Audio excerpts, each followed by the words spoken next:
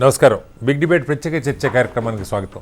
తెలంగాణలో కులగండ ప్రారంభమై దాదాపు 15 రోజులు అవుతున్నది. మరికొద్ది రోజుల్లో కులగండ పూర్తిగా వస్తున్నది. అయితే దీనికి ప్రజలు ఏ రకంగా సహకరిస్తున్నారు, ప్రజల నుంచి ఏమైనా అభ్యంతరాలు ఉన్నాయా, ఫీడ్బ్యాక్ ఎలా ఉంది, అలాగే నిన్న నేషనల్ హైవే మీద ఈ కులగండకి సంబంధించిన పత్రాలు పట్టడంలో ప్రభుత్వ అలక్ష్యం అన్న కనపడుతున్న అంశం ఒకటైతే, రెండవది నిన్న బాలల దినోత్సవం సందర్భంగా ముఖ్యమంత్రి మాక్ అసెంబ్లీ నిర్వహించారు. ఆయన పాల్గొన్నారు. చాలా విలువైనటువంటి అభిప్రాయాలు, పిల్లలు తడుముకోకుండా నిజంగా ఒక అసెంబ్లీ సమావేశంలో ఉన్నట్టుగానే మాట్లాడారు. ఈ సందర్భంగా ముఖ్యమంత్రి కొన్ని కీలకమైన వ్యాఖ్యలు చేశారు.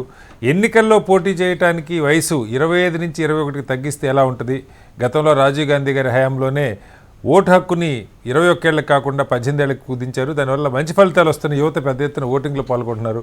కాబట్టి పోటీ చేసే అర్హత కూడా యువకులకు కల్పించాలి, 21 ఏళ్ళని వయో నిబంధనగా పెట్టాలని ముఖ్యమంత్రి చెప్పారు. ఈ రెండు అంశాల మీద వాళ్ళు బిగ్ డిబేట్లో చర్చ చెప్పడం. చర్చలో మనతో పాటు గౌరీశంకర్ గారు, ప్రముఖ రాజకీయ సామాజిక విశ్లేషకులు గౌరీశంకర్ గారు మనతో జాయిన్ అయ్యారు. అలాగే కిషోర్ పోరెడ్డి గారు, భారతీయ జనతా పార్టీ నాయకులు కూడా మనతో ఉన్నారు. మరి కాసేపట్లో మనతో వాసుదేవరెడ్డి గారు, బీఆర్ఎస్ పార్టీ నాయకులు, అలాగే డాక్టర్ చరణ్ కౌశిక్ యాదవ్, కాంగ్రెస్ పార్టీ నాయకులు కూడా మనతో జాయిన్ అవుతారు. ముందుగా గౌరీశంకర్ గారు నమస్కారం. నమస్కారం. గౌరీశంకర్ గారు చెప్పండి, కులగన్న సరే చాలా దేశంలోనేమో బీజేపీ దాని మీద చాలా పెద్ద ఎత్తున వ్యతిరేక ప్రచారం చేస్తున్నారు. ఇవాళ మహారాష్ట్రలో అయితే అసలు కూటమి విడిపోకపోయినా ఒక దాని మీద ఒక స్ప్లిట్ కనపడుతుంది. కలిసి ఉండకపోతే చస్తాం అని యోగి గారు మాట్లాడింది, కానీ లేకపోతే ఈ అందరం అంటే ఈ 80-20 ఫార్ములా దేశంలో వాళ్ళు చెప్తున్నది. కానీ తెలంగాణలో కులగణన జరుగుతున్నది, వాస్తవం. అది ఒక 55-60 క్వశ్చన్లకి ప్రజల నుంచి వివరాలు సేకరిస్తూ ఉన్నారు. అయితే దీనిలో కొన్ని అభ్యంతరాలు కొంతమంది చెప్పడం, అది నిజమా కాదా మీరు ఫీల్డ్లో పరిశీలించుంటారు, చెప్పండి. ఒకటి, బ్యాంక్ వివరాలు అడుగుతున్నారని చెప్పి అంటా ఉన్నారు. అది నిజం అంటే బ్యాంక్ అకౌంట్ నెంబరు, డీటెయిల్స్ అని. అట్లాగే ఏదన్నా లోన్లు తీసుకొని ఉంటే అవి ఎందుకు తీసుకున్నారో కూడా అడుగుతున్నారు. ఏ పర్పస్కు తీసుకున్నారు, అసలు ఇలాంటివి అడగటం అవసరమా, లేకపోతే ఎలా జరుగుతుంది ఓవరాల్గా కులగణన? ఇది కేవలం బీసీలకే కాదు, ఎస్సీ, ఎస్టీ, ఓసీ అన్ని కులాలకి జరుగుతుంది, అన్ని కేటగిరీస్లో ఉన్న కులాలకి జరుగుతుంది. ఎలా చూడాలి? ఎందుకంటే గవర్నమెంట్ కి మాత్రం డిఫరెంట్ గా మంచిదే. కులగణన మనకు క్యాస్ట్ సర్వే చేసి ఏంటంటే వాళ్ళకు రేపొద్దున స్కీమ్స్ ఇంప్లిమెంట్ చేయడానికి ఈజీగా అవుతుంది. ఏ కులంలో అయితే బ్యాక్వర్డ్నెస్ ఎంత ఉంది, ఏ కులంకి ఎక్కువ మనకు స్కీమ్స్ ఇంప్లిమెంట్ చేయాలి అంటే కులం అని కాకుండా జనాలకు, పబ్లిక్ ఎవరికి ఎలిజిబిలిటీ ఉంటుంది, ఎవరికి మనకు ఫెసిలిటీస్ ఇవ్వచ్చు, ఎవరి ఫెసిలిటీస్ తీసేయవచ్చు. సపోజ్ ఆల్మోస్ట్ ఇప్పుడు ఏమవుతుందంటే ఒకసారి మనకు ఫిజికల్ గా వెరిఫికేషన్ చేస్తే బిల్డింగ్ చూస్తే బిల్డింగ్ మీద కాదా అని అడుగుతారు, మీ కార్ ఉందా అని అడుగుతారు. ఇలాగే కొన్ని ప్రశ్నలు దగ్గర 70-60-70 ప్రశ్నలు ఉన్నాయి. ఇవన్నీ అడుగుతా న్యాచురలీ పర్సనల్ డీటెయిల్స్ అడుగుతా ఉంటారు. డెఫినెట్ గా కేసీఆర్ గారు కూడా అడిగారు, చాలా మంది మన బిల్డింగ్ అడిగారు. అప్పుడు అడిగారు ఈ గదాలు ఎన్ని గదాలు ఉన్నాయి కూడా అడిగారు, మీ ఇల్లు ఉంటే ఎన్ని గదాలలో ఉంది అని. అంటే ఎందుకు అని అంటే మీకు డేటా ప్రొవైడ్ చేస్తే గవర్నమెంట్ కి రెండు ఉపయోగాలు. ఒకటి ఏంటంటే హౌ టు ఇంప్లిమెంట్ స్కీమ్స్, ఒకటి స్కీమ్స్ ఇంప్లిమెంట్ చేయడానికి ఈజీ అవుతుంది. ఇంకోటి ఏంటి అని అంటే పొలిటికల్ గా కూడా బెనిఫిట్ అవుతుంది గవర్నమెంట్ కి. అంటే ఏ క్యాస్ట్ వాళ్ళు ఎక్కడ ఉన్నారు, ఏ కాన్స్టిట్యూన్సీలో ఎంత ఏ క్యాస్ట్ ఉంది, రేపు ఎమ్మెల్యే టికెట్ ఇస్తే ఎవరికి ఇస్తే బాగుంటారు ఆ సమాచారం ఎట్లాగా అన్ని పార్టీల దగ్గర ఇండైరెక్ట్ గా ఉంది. కాకపోతే అధికారికంగా ఉంటుంది కదా. ఇప్పుడు ఇప్పుడు డైరెక్ట్ క్యాస్ట్, ఇప్పుడు సపోజ్ నేను వీరశివలింగాయత్ అని రాపించుకున్నాను అనుకోండి, నేను కమ్యూనిటీ నుంచి బీసీ డి గ్రూప్, రికార్డ్ లో తెలిసిపోతుంది కదా, క్లియర్ గా ఉంటుంది. అది ఈ కమ్యూనిటీ ఇంత ఉంది పాపులేషన్, దాని ప్రకారం వీళ్ళకి కూడా రేపు అసెంబ్లీ ఎలక్షన్ లో ఉంటే లేదంటే పోస్టులు ఇవ్వాలంటే ఇప్పుడు వీళ్ళకి ఇవ్వచ్చు ఈ కమ్యూనిటీకి. ఇంకోటి ఏ ఏరియాలో ఎక్కువ ఉంది ఈ కమ్యూనిటీ, ఏ డిస్ట్రిక్ట్స్ లో ఎక్కువ ఉన్నారు అని తెలిసిపోతుంది కదా. కాబట్టి బంగార రకరకాల ఎన్నో కులాలు ఉన్నాయి, స్ప్రెడ్ వేరే వేరే డిస్ట్రిక్ట్లలో స్ప్రెడ్ ఉన్నారు. ఒక చోట్ల ఎక్కువ ఉన్నారు, ఒక చోట్ల తక్కువ ఉన్నారు. కొన్ని కులాలు ఒక ప్రాంతంలో చాలా ఉన్నారు, ఒక్కొక్క ప్రాంతంలో తక్కువ ఉన్నారు. అయితే ఒక మాట కూడా వినపడుతుంది, ప్రజలు కూడా చాలా స్మార్ట్ గా తయారయ్యారు, ఆర్థిక అంశాలు అయితే అంత స్పష్టంగా చెప్పట్లేదు అనేది కూడా ఫీడ్బ్యాక్ ఉంది. ఉదాహరణకి ఇంట్లో ఫ్రిడ్జ్ ఉంటే ఫ్రిడ్జ్ ఉందని రివీల్ చేయట్లేదు. ఇలా కొంతమంది నేను ఇంటరాక్ట్ అయిన వాళ్ళు అవసరమైన అంటే ఉన్నదానికంటే పేదరికంలోనే ఉన్నామని చూపించుకునే ప్రయత్నం కూడా ప్రజలు చేస్తున్నారు అంటున్నారు. అంటే అలా చేసే అవకాశం ఉందా? ఇప్పుడు మనకి ఇన్కమ్ ఉంది ఎవరికి. ఇప్పుడు మామూలుగా సింపుల్ థింగ్ సార్, మనకి ఇప్పుడు మా ఇంట్లో వాచ్మెన్ ఉన్నాడు, మా ఇంట్లో వాచ్మెన్ పని చేస్తున్నాడు, డ్రైవర్ గా పని చేస్తాడు, ఆయనకి 24,000 రూపాయలు జీతం ఉంది. అయితే 24,000 రూపీస్ శాలరీ అతనికి. మామూలుగా ఒక డ్రైవర్ కి మా దగ్గర అని కాదు, ఇక్కడ సిటీలో హైదరాబాద్ సిటీలో డ్రైవర్ కి 20,000 నుంచి 24,000 శాలరీ ఉంది. ఇంకోటి ఇక్కడ మా జర్నలిస్ట్ కాలనీ దాటాక ఒక 60 గదాలు ఉంటుంది. స్థలం ఉంది అక్కడ కూడా. ఓకే, గౌరీశంకర్ గారు. గౌరీశంకర్ గారు వాయిస్ ఫ్రీజ్ అయింది, మళ్ళీ తీసుకుంటాను గౌరీశంకర్ గారి దగ్గరికి. చరణ్ గారు, మీరు చేస్తున్నటువంటి ఎక్సర్సైజ్ మనతో చరణ్ గారు కొను, అలాగే వాసుదేవరెడ్డి గారు కూడా జాయిన్ అయ్యారు. చెప్పండి, ఇది ప్రభుత్వం ఉద్దేశం మంచిది, కానీ ప్రజల నుంచి సహకారం ఎలా ఉంది? ఒక వెర్షన్ ప్రజలు కొంత అంత పెద్ద ఉత్సాహంగా లేరు, పార్టిసిపేట్ అయితే చేస్తున్నారు, కానీ దీంతో అయ్యేదేమన్నా ఉందా పోయేదేమన్నా ఆలోచనలో ఉన్నారు అన్నట్టుగా చెప్తా ఉన్నారు. ఏంటి మీకున్న ఫీడ్బ్యాక్? అంటే ప్రధానంగా బీఆర్ఎస్ పార్టీ, భారతీయ జనతా పార్టీ సంబంధించి లక్ష్మణ్ గారు అయితే ఏకంగా ఈ కులగణన జరిగితే బీసీలకు పెద్ద ఎత్తున నష్టం జరుగుతుందని చెప్పేసి ప్రచారం చేస్తా ఉన్నారు. అదే కాకుండా బీఆర్ఎస్ పార్టీ కూడా అదే పందలో ముందుకు పోతా ఉంది. ఇక్కడ 2000 అంటే నరేంద్ర మోడీ గారు ప్రధానమంత్రి అయినప్పుడు జస్టిస్ రోహిణి యాదవ్ కమిషన్ ఏర్పాటు చేస్తే అందులో ప్రధానంగా ఓబీసీలు జాతీయ స్థాయిలో 2666 ఓబీసీ క్యాస్టులు అని చెప్పేసి ఆమె నిర్ధారించిన తర్వాత తెలంగాణలో 134 క్యాస్టులు. జస్టిస్ రోహిణి కమిషన్ రిపోర్ట్ ఏమిచ్చిందంటే 97% రిజర్వేషన్లు, 25% కులాలు మాత్రం అనుభవించాయి. ఇప్పుడు జాతీయ స్థాయిలో 97% రిజర్వేషన్లు, 25% కులాలు అనుభవించాయంటే మిగతా వాళ్ళకి ఈ 2000 పైచిలుకున్న కులాల వాళ్ళకి అందట్లేదు. అదే కాకుండా 983 కులాలకు ఉద్యోగాల్లో విద్యలో కానీ 0 బెనిఫిట్, ఇప్పటివరకు ఎలాంటి బెనిఫిట్ జరగలేదని చెప్పేసి తనే రిపోర్ట్ ఇచ్చింది. అదే కాకుండా 984 కులాలు ప్రయోజనం 2.5% మాత్రమే. అంటే జస్టిస్ రోహిణి కమిషన్ ప్రధానంగా జాతీయ స్థాయిలో వాళ్ళు చేసిరు, కానీ భారతీయ జనతా పార్టీ మరి దాన్ని ఇంప్లిమెంట్ చేయలేదు. అదే కాకుండా తెలంగాణ రాష్ట్రంలో కూడా కేసీఆర్ గారు 23%, అంటే ప్రధానంగా ఆనాడు 34% ఉండే బీసీలకు లోకల్ బాడీలో, ప్రధానంగా 23% కుదిరినంతో ప్రధానంగా బీసీలకు కూడా నష్టం జరిగింది.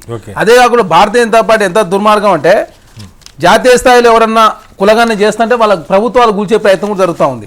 నరేంద్ర మోడీ గారు అంటే బీహార్కు సంబంధించి బీహార్లో ఉన్నటువంటి భారతీయ జనతా పార్టీ రాష్ట్ర నాయకత్వమేమో కులగణనకు మేము అనుకూలం అని చెప్పేసి ప్రధానమంత్రి గారికి నితీష్ కుమార్ గారి నేతృత్వంలో అఖిలపక్ష సమావేశం ఏర్పాటు చేస్తే భారతీయ జనతా పార్టీ లోకల్ వాళ్ళే ఒప్పుకున్నారు. కేంద్ర నాయకత్వం మాత్రం 50% దగ్గర కూడా జరుగుతుంది. ఇప్పుడు మన డిబేట్లకు వచ్చేవాళ్ళు చాలా మంది కులగణనకి మేము వ్యతిరేకం కాదు అంటూ ఉన్నారు, కానీ మీరు మహారాష్ట్రలో కానీ జార్ఖండ్లో కానీ చూస్తే ఏక్ హైతో సేఫ్ హై, కటెంగేతో భటెంగేదో మా నినాదాలు సార్. ఇక్కడ ఉన్నది అమిత్ షా గారు జార్ఖండ్ పోయి ఏం చెప్పిందంటే భారతీయ జనతా పార్టీ 50% సీలింగ్ మేము దాటం తీసేమని చెప్తా ఉన్నారు. జార్ఖండ్ లో మొన్న ఎన్నికల ప్రచారంలో అమిత్ షా గారు ఏం చెప్పారంటే SC/ST రిజర్వేషన్ పెంచుతాం, 50% సీలింగ్ తీసేస్తామని చెప్పిండు అక్కడ. అంతకుముందు కేరళలో RSS సమావేశంలో వారు 50% రిజర్వేషన్ తీసేయడానికి మేము కూడా అనుకూలం అని చెప్పి RSS తీర్మానం చేసింది. ఇక్కడ బీసీల రిజర్వేషన్లు జార్ఖండ్ లో హేమంత్ సోరెన్ గారు 14% నుంచి 27% పెంచితే ఏకంగా తన మీద ఈడీ కేసు పెట్టి జైలుకి పంపించారు. అదే కాక నెక్స్ట్ సమావేశాల్లో కులగణన విషయంలో కూడా తీర్మానం చేస్తానని చెప్పి తనని తీసేసారు. ఉద్ధవ్ ఠాక్రే గారు మహారాష్ట్రలో వారు అసెంబ్లీలో తీర్మానం చేసిన తర్వాత వారిని కూడా ముఖ్యమంత్రి పదవిని దించేసారు. అంతకుముందు నితీష్ కుమార్ గారు బీహార్లో ఇదే చేస్తే వారిని దింపే ప్రయత్నం చేస్తే కాంగ్రెస్ RJD కలిసి అక్కడ కాపాడిన. ఎందుకు అంత బలంగా ఎందుకు బీజేపీ వ్యతిరేకిస్తుంది? అంటే వాళ్ళకు కులం ముందు మతం అనేది, అంటే మతం మారినా కూడా కులం మారతలేదు. ఎందుకంటే చాలా మంది రెడ్డిస్ అంటే క్యాథలిక్స్ రెడ్డిస్ లేకపోతే చౌదరీస్ కులం మారుతారు, అంటే మతం మారుతారు. మతం మారినాక కూడా వాళ్ళు క్రిస్టియన్ సంబంధించి SC/ST బీసీలు క్రిస్టియన్లు అయినా కూడా వారు పెళ్లిళ్ళు చేసుకోవడం లేదు. అంటే కులం కన్నా మతం కన్నా కులం చాలా పవర్ఫుల్ కాబట్టి, కులం ముందు మతం నిలవదు కాబట్టి, భారతీయ జనతా పార్టీ ప్రధానంగా మతం మీద రాజకీయం చేస్తుంది కాబట్టి కమెండల్ ముందు ఆ మండలి ముందు కమాండల్ అనేది నిలవదు కాబట్టి గతంలో ఆనాడు మండల్ పాలిటిక్స్ వచ్చినప్పుడు రథయాత్ర స్టార్ట్ చేసిండు. అదేవిధంగా ఆనాడు ప్రధానమంత్రి ఉన్నటువంటి VP సింగ్ గారిని కూడా ఆనాడు భారతీయ జనతా మద్దతు ఉపసంహరించుకోవడంతో ప్రధానమంత్రి కూడా పదవి కోల్పోయిన సందర్భం. ఇక్కడ కూడా భారతీయ జనతా పార్టీ తెలంగాణ రాష్ట్రంలో ఏంటంటే ఎట్టి పరిస్థితుల్లో సమగ్ర కుటుంబ సర్వే జరగొద్దు, జరిగితే ప్రధానంగా స్ప్లిట్ అవుతుంది కాబట్టి అది మాకు నష్టమవుతుంది కాబట్టి దానిలో భాగంగా బీసీల నష్టమవుతుందని చెప్పేసి ఏకంగా లక్ష్మణ్ లాంటి గారు మాట్లాడుతుంటే చాలా స్పష్టంగా భారతీయ జనతా పార్టీ దీనికి వ్యతిరేకం అనేది చాలా స్పష్టంగా కనపడతా ఉంది. అదే కాకుండా జాతీయ స్థాయిలో కూడా జార్ఖండ్ పోయి ఒకటి మాట్లాడుతూ ఉన్నారు, కేరళలోనూ ఆర్ఎస్ఎస్ ఒకటి మాట్లాడుతూ ఉంది, బీహార్లో లోకల్ నాయకత్వం ఒకటి మాట్లాడుతూ ఉంది, జాతీయ స్థాయిలో మాత్రం మేము కలిసి ఉండాలని చెప్పేసి నరేంద్ర మోడీ గారు చెప్తా ఉన్నారు. బీసీ ప్రధానమంత్రి అని చెప్పే నరేంద్ర మోడీ గారు గుజరాత్ లో లోకల్ బాడీలో రిజర్వేషన్ బీసీలకు ఇచ్చింది 10% మాత్రమే. వారు జాతీయ స్థాయిలో 49 లక్షల కోట్ల బడ్జెట్ పెట్టి బీసీలకు ఇచ్చింది 1% మాత్రం నిధులు. జాతీయ స్థాయిలో 90 మంది సెక్రటరీలు ఉంటే ఓన్లీ 3 మాత్రమే బీసీలు ఉన్నారు. అదే కాకుండా యూపీఎస్సీలో ఎస్సీ ఎస్టీ బీసీలు రిజర్వేషన్ ఇప్పటివరకు తీసుకున్నది 22.5% మాత్రమే. అంటేనే ఏ విధంగా జాతీయ స్థాయిలో ఎస్సీ ఎస్టీ బీసీలకు అర్థం చేసుకోవాలి. మనకి ఇప్పుడు తెలంగాణలో మీరు చేస్తున్నారు సరే, జాతీయ స్థాయిలో ఏముందని పక్క పెడితే మీకు ఇప్పుడు ఎలా అవుతుందని ప్రజలు సహకరిస్తున్నారా, ప్రజల నుంచి లేకపోతే ఇంకేమైనా అభ్యంతరాలు వస్తున్నాయా, లేకపోతే ప్రజలు ఇది ఎందుకు అడుగుతున్నారు అని అట్లా మీ ఫీడ్బ్యాక్ ఏంటి? సార్, ఎవరిని కూడా బలవంత పెట్టే ఉద్దేశంలో ప్రభుత్వం లేదు. చాలా స్పష్టంగా ఈ సమగ్ర కుటుంబ సర్వే ప్రారంభించడానికి ముందు చాలా మంది ప్రొఫెసర్లతోటి, ఇంటెలెక్చువల్ తోటి, జర్నలిస్టులతోటి లాస్ట్ ట్రాన్స్జెండర్లు కూడా మా కాలం యాడ్ చేయమంటే అందులో యాడ్ చేశారు. మహిళలు, పురుషులు, ట్రాన్స్జెండర్స్ అంటే ప్రధానంగా రాష్ట్రంలో ఉన్నటువంటి ఎస్సీ ఎస్టీ బీసీ ఓసీలకు సంబంధించినటువంటి సబ్ క్యాస్ట్ వారిగా వాళ్ళ ఆర్థిక పరిస్థితి, విద్యా పరిస్థితి, ఉపాధి పరిస్థితి, అదేవిధంగా కులగణన సంబంధించి మొత్తం టోటల్ వివరాలు తెలుసుకోవాలని చెప్పి ప్రభుత్వము సమగ్ర కుటుంబ ఇంటింటి సర్వే నిర్వహిస్తా ఉన్నది. గతంలో కేసీఆర్ గారు ఒకటే మాత్రమే సమగ్ర కుటుంబ సర్వే నిర్వహించిండు. ఆనాడు కూడా అన్ని వివరాలు అడిగారు. ఇప్పుడు ఏంటంటే తెలంగాణ రాష్ట్రంలో అన్ని విషయాలు అంటే చాలా సార్లు చర్చించిన తర్వాత మాత్రం 75 అంశాలతో ఉన్నటువంటి క్వశ్చనే రెడీ చేశారు. ఎవరైనా ఇష్టం లేని వారు ఇవ్వకపోవచ్చు, అక్కడ డాక్యుమెంట్ కంపల్సరీ ఏం లేదులేండి. వాళ్ళు ఇప్పుడు ఉదాహరణ క్యాస్ట్ చెప్పకపోతే అది మెన్షన్ చేయకుండా వదిలేసి అట్లా నో క్యాస్ట్ అట్లా రాసుకుంటానికి కూడా అవకాశం, వాళ్ళ ఛాయిస్ ఇచ్చారు. అదే కాకుండా ఇక్కడ ఏంటంటే బీఆర్ఎస్ పార్టీ, భారతీయ జనతా పార్టీ అనవసరంగా ప్రజల మధ్య గందరగోళం క్రియేట్ చేసే ప్రయత్నం. ఎందుకంటే నిజంగానే కాంగ్రెస్ ప్రభుత్వం అనుకున్న ప్రకారం బీసీలకు 42% రిజర్వేషన్ ఇస్తే తెలంగాణ రాష్ట్రంలో బీసీల ఓట్లు గుండు గుత్తగా కాంగ్రెస్ పార్టీ సైడ్ పోతాయి. కాబట్టి దాన్ని అడ్డుకునే ప్రయత్నం బీఆర్ఎస్ పార్టీ, భారతీయ జనతా పార్టీ చాలా స్పష్టంగా చేస్తున్నా కనపడతా ఉన్నాయి. కాంగ్రెస్ పార్టీగా తెలంగాణ రాష్ట్రం దేశానికే ఆదర్శవంతంగా ఉండాలా. ఖచ్చితంగా దేశం తెలంగాణలో ఏ విధంగా సమగ్ర కుటుంబ సర్వే జరిగిందని చెప్పేసి భవిష్యత్తులో అన్ని రాష్ట్రాల వారు తెలంగాణకు వచ్చే విధంగా కేంద్రం మీద వచ్చే జనగణనలో ఖచ్చితంగా కులాల వారిగా సమగ్ర కుటుంబ సర్వే చేయాలని చెప్పేసి దానిలో ఒత్తిడి పెంచే విధంగా తెలంగాణ రాష్ట్రంలో సమగ్ర కుటుంబ సర్వేను ప్రభుత్వం ప్రతిష్టాత్మక తీసుకొని నిర్వహిస్తా ఉంది. అదే కాకుండా డెడికేషన్ కమిషన్ కూడా వెంకటేశ్వరరావు గారు బీసీల కోసం 42% రిజర్వేషన్ ఇవ్వాలంటే డెడికేషన్ కమిషన్ ఉండాలంటే కూడా డెడికేషన్ కమిషన్ ఏర్పాటు చేసి నెల రోజుల్లో ఖచ్చితంగా దానికి సంబంధించి కూడా రిపోర్ట్ వచ్చిన తర్వాత ఖచ్చితంగా బీసీల రిజర్వేషన్ పెంచే దానిలో కాంగ్రెస్ ప్రభుత్వం ముందుకు పోతుంది. Okay, right. వాసుదేవ్ రెడ్డి గారు చెప్పండి, అంటే ఇప్పుడు ఇది మీ హయాంలో ఒకసారి చాలా సమగ్ర కుటుంబ సర్వేని బహుశా పబ్లిసిటీ నాకు తెలిసి ఇప్పటికంటే అప్పుడే భారీగా ప్రభుత్వం ఏర్పడిన తొలినాళ్ళలోనే అది చేశారు. ఎగ్జాక్ట్లీ. సరే, అది ఇప్పుడు ఎవరిని అడిగినా కలెక్టర్ల దగ్గర ఉంది, ఎంఆర్ఓ దగ్గర ఉంది, వాళ్ళ దగ్గర ఉంది, వీళ్ళ దగ్గర పోయి తీసుకోవడం తప్ప మీరు ఎప్పుడు అధికారికంగా వీటిని ప్రకటించాల. రాష్ట్ర స్థాయిలో మొత్తంగా ఇది పరిస్థితి, రాష్ట్ర ముఖ చిత్రం ఇది అన్నది ఎప్పుడు ప్రకటించాల. సరే, ఒకవేళ మీరు ప్రకటించకపోయినా ఇవాళ అధికారుల దగ్గర ఉన్న 10 ఏళ్ళు గడిచిపోయింది. ఇవాళ ఈ ప్రభుత్వం దీన్ని ఒక విధానపరంగా తీసుకొని అసలు ఏముంది స్టేటస్ తెలుసుకుంటే ఏదన్నా అవసరమైతే ఇంక 2 పథకాలు పెంచాలన్నా లేదా ఎక్కడన్నా కొంత మార్పులు చేర్పులు చేయడానికి పనికొచ్చుదనే ఉద్దేశంతో చేస్తున్నారు. సరే, బీజేపీ ఎజెండా ఒకటి, వాళ్ళు జాతీయ స్థాయిలో 80-20 ఫార్ములా, వాళ్ళు డైరెక్ట్గా ఓపెన్గా యోగి ఆదిత్యనాథ్ గారు ఎక్కడ మాట్లాడినా వీఆర్ 80 అంటే వాళ్ళు ఒక 20% జనాన్ని అసలు ఈ సమాజంలో కలవద్దన్న లైన్లోనే పెట్టుకున్నారు. అది ఓపెన్గానే చెప్తుంటారు, దాని రహస్యం లేదు. బీఆర్ఎస్ అట్లా కాదు. బీఆర్ఎస్ అందరు ఓట్లు గెలుచుకొని అందరి మద్దతుతోటే 2 సార్లు అధికారంలోకి రాగలిగింది. దీనిలో మనం ఇక్కడ హిందూనా, ముస్లిం, ఆ కులం, ఈ కులం ఇది చూడలే. బట్ ఇప్పుడు ఇది జరుగుతుంటే ఎందుకో గందరగోళం, ఏదో తప్పు జరిగిపోతున్నట్టుగా ప్రచారం జరుగుతాం. ముందుగా ప్యానెల్లో ఉన్న సోదరులందరికీ కూడా నమస్కారం, మీకు అదేవిధంగా ప్రేక్షకులకు కూడా నమస్కారం అండి. ఇవాళ ప్రధానంగా మీరు తీసుకున్న ఈ యొక్క కులగణన సర్వే, బీసీ కులగణన సర్వే, బీసీ కాదు దీనిలో అన్ని ఉన్నాయి, అన్ని కులాల సర్వే. శ్రీనివాస్ గారు నేనండి, అసలు ఈ సర్వే ఎందుకు వచ్చింది, ఎందుకు తీసుకురావాల్సి వచ్చింది చెప్పండి. ప్రధానంగా ఇవాళ కామారెడ్డి బీసీ 42% బీసీ డిక్లరేషన్ ఒకటి కాంగ్రెస్ ప్రభుత్వం ఎన్నికల ముందు పెట్టింది. రేపు స్థానిక సంస్థల ఎన్నికల్లో 42% రిజర్వేషన్ అమలు చేసినాకనే మీరు ఎన్నికలు పెట్టాలనే ప్రధాన డిమాండ్ బీఆర్ఎస్ ప్రతిపక్ష పార్టీ మాతో పాటు మిగతా వాళ్ళు కూడా డిమాండ్ పెట్టింది ప్రభుత్వం ముందట. పెట్టిన సందర్భంలో వీళ్ళు బీసీ డిక్లరేషన్ తోటి చేయాలనుకుంటే హైకోర్టు లేదు, డెడికేషన్ కమిషన్ 80% వేయాల్సిందే, డెడికేషన్ కమిషన్ తోటే వేస్తేనే సరైందని చెప్తే ప్రభుత్వం హైకోర్టు ఉత్తర్వులను ఒబే చేసి డెడికేషన్ కమిషన్ వేసింది. ఇది దీనికంటే ముందు ఇది చేయాల్సిన సందర్భాన్ని మీకు గుర్తు చేస్తాను, ప్రేక్షకులకు గుర్తు చేస్తా ఉన్నాను. సో ఈ సందర్భంగా ఇవాళ మీరు 75 క్వశ్చన్లు పెట్టినండి, దాదాపుగా 75 క్వశ్చన్లు పెట్టిండ్రు.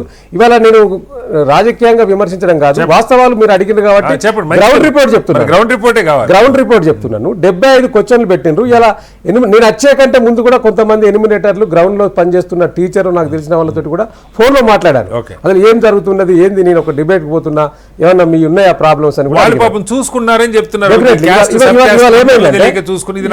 ఇవాళ ఏమైందంటే ఈ ఎనిమినేటర్ల మీద అధికారుల ఒత్తిడి ఉన్నది ప్రధానంగా గ్రౌండ్ లో. ఎందుకు ఒత్తిడి ఉన్నదంటే ఇప్పటికీ అది పూర్తి స్థాయిలో వాళ్ళకు టార్గెట్ ఇచ్చిండ్రు కదా, ఆ టార్గెట్ ఫుల్ఫిల్ చేస్తున్నారు. మీరు పోవాలి, మీరు పోయి చేయాలి. ఇప్పుడు ఒకటి ఇప్పుడు గ్రామాలలో ఏమైందండి అంటే ఇవాళ మార్నింగే వాళ్ళు పొలాల్లోకి వెళ్ళిపోతారు, కుటుంబ సభ్యులు ఎవరు కూడా ఇళ్లలో ఉండరు. వీళ్ళు మార్నింగే పోవాలి, 9 లోపు పోతేనే దొరుకుతారు. ఆ తర్వాత మధ్యాహ్నం అంతా మాక్సిమం పెద్ద ఒక ముసలి వాళ్ళు ఎవరైనా పంచాయతగాన వాళ్ళు ఇళ్లలో ఉంటారు తప్పితే ఇంట్లో కుటుంబ సభ్యులు ఎవరు కూడా అందుబాటులో ఉండలేరు. కొద్దిగా ఎడ్యుకేటెడ్ కి సంబంధించిన ఎవరు కూడా అందుబాటులో ఉండలేరు. దీనివల్ల ఏమవుతుందంటే కొంత నడక నడుస్తుంది వాళ్ళ టార్గెట్. దానివల్ల వీళ్ళని ఒత్తిడి జరుగుతుంది ఒకటి వాళ్ళ మీద. రెండోది 75 ప్రశ్నలు ఏవైతే ఉన్నాయో దాంట్లో ప్రధానంగా ఈ 75 క్వశ్చన్లో మీకు బ్యాంక్ అకౌంట్ ఉన్నదా, మీకు ల్యాండ్ ఎంత ఉన్నది, పాస్బుక్ ఉన్నదా, అదేవిధంగా పర్సనల్ డేటా కూడా దీనివల్ల ఏమైతే వాళ్ళతో భయపడుతున్నారు. ఏంటి పర్సనల్ డేటా అంటే? పర్సనల్ డేటా అంటే మీ ఆదాయం ఎంత, ఒకళ్ళు మీ ఇంట్లో కుటుంబ సభ్యులు 2-3 ఒకళ్ళు 2 జాబ్ చేసిండు అనుకో, మీ కొడుకు పలానా జాబ్ చేస్తున్నాడు, ఆ జాబ్కు ఎంత జీతం వస్తున్నది, మీకు ల్యాండ్ ఎంత ఉన్నది, మీరు సంవత్సరానికి ఎంత పట్ట వండిస్తా ఉన్నారు. ఈ ఆదాయ వనరులకు సంబంధించి అడిగే వరకు ఏమైతున్నా ఉన్నదంటే ఈ గ్రౌండ్ లో ప్రజలకు సంబంధించి అరే ఎందుకు అడుగుతా ఉన్నారు, ఈ మా ఇంట్లో ఫ్రిడ్జ్ ఉన్నదా, మీ ఇంట్లో ఏసీ ఉన్నదా, ఇవన్నీ ఎందుకు అడుగుతా ఉన్నారు, రేపేమన్నా మాకు రావాల్సిన సంక్షేమ పథకాలను కట్ చేస్తారా అనే ఒక ఆందోళన నార్మల్ జనాల్లో మాత్రం. మీరే చెప్పండి. ఇప్పుడు మనం చాలా సందర్భాల్లో మాట్లాడుకున్నాం వాసురెడ్డి గారు, మీకు కూడా తెలుసు. ఇవాళ గత 40 ఏళ్ల నుంచి ఎంత అభివృద్ధి, బీఆర్ఎస్ అభివృద్ధి చేయనివ్వండి, కాంగ్రెస్ చేయనివ్వండి, లేదా బీజేపీ చేయనివ్వండి, ఏం చెప్పినా ప్రతి రాష్ట్రంలో నేను ఊరికి అంటున్నా, పార్టీలు ఏ పార్టీలే చేయవు, బీజేపీ చేయదు, బీఆర్ఎస్ చేయదు. నిజంగా మీరు చెప్పిన పాయింట్, ప్రజలు వాళ్ళకున్న వివరాలు చెప్తేనే కదా ఏ ప్రభుత్వం అయినా. వాళ్ళ ఆర్థిక ఇది సర్వే పేరేంది, సామాజిక ఆర్థిక రాజకీయ సర్వే. ఆర్థికంగా వాళ్ళు ఏమున్నారో తెలిస్తే కదా ప్రభుత్వం కొత్తగా చేయాలి. ఇక్కడ ఏమైందంటే మీకు అంటే తెలియాలి. ఇప్పుడు మహారాష్ట్రలో కూడా 19 ప్రశ్నలు పెట్టి సర్వే చేస్తే కూడా అక్కడ వాళ్ళు హైకోర్టుకు పోయిండ్రు. జనరల్ గా హైకోర్టు దాన్ని ఆపేసింది. ఇప్పటి వరకు మన కౌశిక్ గారు చెప్పినట్టు ఏం చెప్పిందంటే, గతంలో మీరు కూడా అన్నారు, మేము కూడా సర్వే చేసినప్పుడు హైకోర్టు బయట పెట్టద్దని చెప్పింది. సమగ్ర సర్వే ఒక రోజులో సమగ్ర సర్వే చేయగలిగినాం మేము, ఒకటే రోజులో. మొత్తం ఆ డేటా అంతా కూడా ప్రభుత్వం దగ్గర పెట్టుకొని దాన్ని పట్టుకొని స్కీములు లాంచ్ చేయడం కానీ, లేకపోతే ఎంత బడ్జెట్ పెట్టాలి ఏంది అనే కార్యక్రమం కూడా ప్రభుత్వానికి ఒక అంచనా వస్తుంది. అప్పుడున్న మా ప్రభుత్వానికైనా ఇప్పుడున్న ఈ ప్రభుత్వానికైనా. సో ఆనాడు హైకోర్టు చెప్తే మేము ఎక్కడ కూడా డిస్ప్లే చేయలేదు, మా దగ్గర ఉండే సర్వే. సో దాన్ని రాజకీయంగా కోసం వాడుకోవడానికి అయితే ఎక్కడ చేయలేదు. దాంతోపాటు ఇవాళ గత మహారాష్ట్రలో 19 ప్రశ్నలు పెడితేనే హైకోర్టుకు పోయినరు.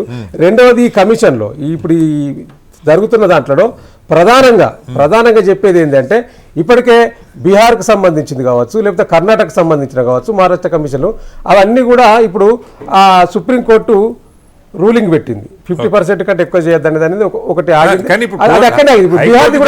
డెడికేటెడ్ కమిషన్ వేస్తే పెంచుకోవడానికి మార్గం అని చెప్పింది. అది ఓన్లీ రిజర్వేషన్ సంబంధించి అది ఒకటే కాదు కదా లక్ష్యం, ఇక్కడ మిగతా లక్ష్యాలు కూడా ఉన్నాయి. కాబట్టి నేనేమంటానంటే నేను అనుకుంటున్నా, నా గెస్ ఏంటంటే ఈ ప్రభుత్వం చేస్తున్న సర్వే 42% బీసీ డిక్లరేషన్ పోయినాకనే ఎన్నికలకు పోవాలి కాబట్టి దీనికి ఒక డెడికేషన్ కమిషన్ వేసింది. భవిష్యత్తులో ఈ కమిషన్ కి సంబంధించి మళ్ళీ కోర్టు ఏదన్నా ఉత్తర్వులు ఇచ్చి నిలుపుదల చేస్తే మేమేం చేయాలి, మాతోటి మేము చేయాల్సింది చేసినాం, కమిషన్ వేసినాం, దానికి సర్వే చేపట్టినాం, తీసుకొచ్చినాం, అది కోర్టులో ఆపేస్తే మేమేం చేయాలి, గత పాత పద్ధతి ప్రకారం మేము మళ్ళీ ఎన్నికలు చేస్తామని చెప్పే ఒక అవకాశం కూడా ఉన్నట్టు కనిపిస్తున్నది. నేను ఎందుకు ఈ మాట అంటున్నానంటే, మన ముందర బీహార్ రాష్ట్రం ఉన్నది, కర్ణాటక సంబంధించి బీహార్ కీర్తముచ్చు కమిషన్, మహారాష్ట్రలో గవాల్ కేసులో సుప్రీంకోర్టు ఇచ్చిన తీర్పు, ఇవన్నీ కూడా మన కళ్ళ ముందు కనిపిస్తా ఉన్నాయి. కాబట్టి ఇది కూడా అట్లాంటిది ఏమన్నా అవుతుందా అనేది. గతంలో మీరు ప్రభుత్వంలో ఉన్నప్పుడు స్థానిక సంస్థల ఎన్నికల్లో మీరు రిజర్వేషన్ ఎక్కువ ఇస్తామంటే సుప్రీంకోర్టు హైకోర్టు చెల్లదంది, ఎందుకంటే మీ దగ్గర డేటా లేదు, మీరు ఈ పద్ధతిలో డెడికేటెడ్ కమిషన్ చేయలేదని చెప్పి మీరు 23% తోటే ఎన్నికలు జరిపారు. 23% బీసీలకి జరిపారు.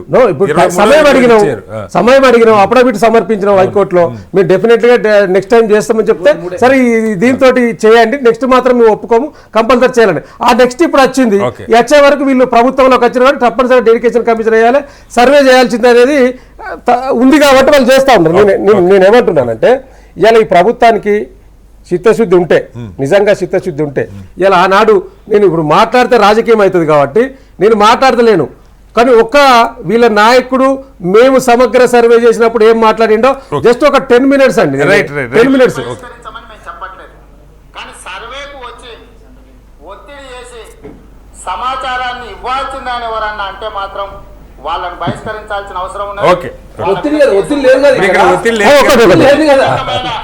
సమాచారాన్ని Right. ప్రైవసీ యాక్ట్ కింద ఆస్తుల వివరాలకు సంబంధించి బ్యాంకు ఖాతాలకు సంబంధించి Okay. ఇంత విస్పష్టంగా చట్టాలు ఉన్నప్పుడు ఎవడినో దానైన మన ఇంటికి పంపించి నీకు ఏ బ్యాంకుల ఖాతా ఉంది, Okay. నీకు ఏ పోస్ట్ ఆఫీస్ లో ఎంత ఉంది, నీ ఇంట్లో బంగారం ఎంత ఉంది, లేకపోతే నీకు ఎన్ని కాదు సార్, ఇప్పుడు ముఖ్యమంత్రి అప్పుడు పిసిసి అధ్యక్షుడిగా పిసిసి అధ్యక్షుడిగా రేవంత్ రెడ్డి గారు ఇవన్నీ వాసుదేవ్ రెడ్డి గారు నేనంటుంది బలవంత అప్పుడు మీరు చేతి కరెక్ట్ అన్నారు, ఇప్పుడు తప్పు అంటున్నారు.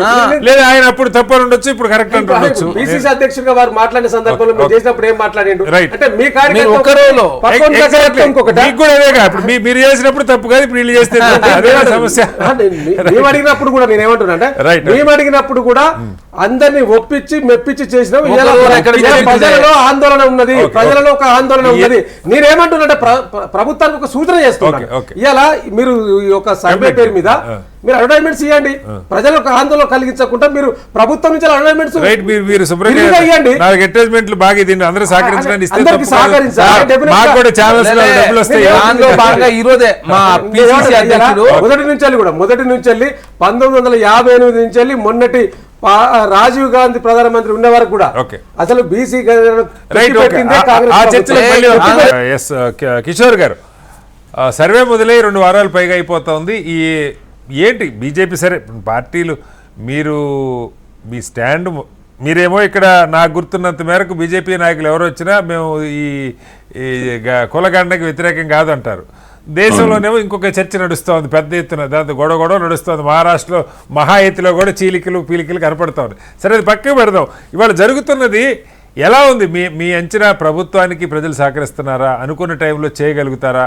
ఏమైనా లోటుపాట్లు ఉన్నాయా? ప్రజలు ఆసక్తిగా పాల్గొంటున్నారంటే ఏం చెప్తారు? ముందుగా శ్రీనివాస్ గారు, మీకు, గౌరీశంకర్ గారికి, అట్లాగే చరణ్ కౌశిక్ గారికి, వాసుదేవ్ రెడ్డి గారికి, మన హెచ్ఎంటీవీ ప్రేక్షకులందరికీ నమస్కారం అండి. చెప్పండి. ఇప్పుడు జరుగుతోంది కులగణన లేకపోతే సమగ్ర కుటుంబ సర్వేనా? కేసీఆర్ గారు చేశారు, రేవంత్ రెడ్డి గారు మంచి కౌంటర్ ఇచ్చారు. అసలు ఆ కులగణనలో ఆ సమగ్ర కుటుంబ సర్వేలో పాల్గొనకూడదని చెప్పి ఇప్పుడే విన్నాం మనం. వాసుదేవ్ రెడ్డి ఏ పార్టీ అంతే సార్, సుష్మా స్వరాజ్ గారు 2012లో జరగాలని పార్లమెంటు సాక్షిగా దరదలాడించారు. ఇవాళ మోడీ గారు వద్దంటున్నారు దేశంలో. ఇప్పుడు కౌశిక్ గారు అక్కడ ఉన్నారు కదా, కౌశిక్ గారు వారు చెప్పేది ఏంటంటే కేవలం రాజకీయం అని మీరు అంటున్నారు. కాంగ్రెస్ చెప్పేది కేవలం రాజకీయము. రేవంత్ రెడ్డి గారు అంతకుముందు అలా అన్నారు, ఇప్పుడు ఇలా అన్నారు, కేవలం రాజకీయం. యా కిషోర్ గారు, మీ వాయిస్ కట్ అయింది. హలో కిషోర్ గారు, కిషోర్ గారు మీ వాయిస్ ఫ్రీజ్ అయింది, మళ్ళీ వస్తారు మీ దగ్గర. వినపడుతుందా? కిషోర్ గారు గో హెడ్, చెప్పండి. వినపడుతుందా? సో, చెప్పండి. రెండో పాయింట్ ఏంటంటే చరణ్ కౌశిక్ గారు ఇప్పుడే చెప్పారు. వారు చెప్పిన దాంట్లో సరే మతము కులము ఇది పక్కకు పెడితే కమండల్ మండల్ అది మమ్మల్ని ఈ విధంగా చెప్తున్నారు అనేది వదిలిపెడితే వారు క్లియర్ గా చెప్తున్నారు, మేము ఈ గణన చేసేదే కులాల వారీగా రాజకీయం చేయడానికి అని చెప్తున్నారు. ఆ విధంగానైతే మేము కులాలని విభజించి రాజకీయం చేస్తేనే బీజేపీని అడ్డుకోగలుగుతాము, వారికన్నా ఎక్కువ సీట్లు తెచ్చుకోగలుగుతాము అని చెప్పి వారి అంచనా అని వారే చెప్పారు. నేను చెప్పింది గౌరీశంకర్ గారు చెప్పారు, చరణ్ గారు చెప్పలేదు సార్. కౌశిక్ గారు చెప్పారండి, మతము కులము అని చెప్పి వారే మాట్లాడారు. మతం కన్నా కులం పెద్దది, కేథలిక్ రెడ్డిస్ ఉన్నారు, ప్రొటెస్టెంట్ రెడ్డిస్ ఉన్నారు అని చెప్పి వారే చెప్తున్నారు. ఓకే రైట్, చెప్పండి. ఓకే, వారు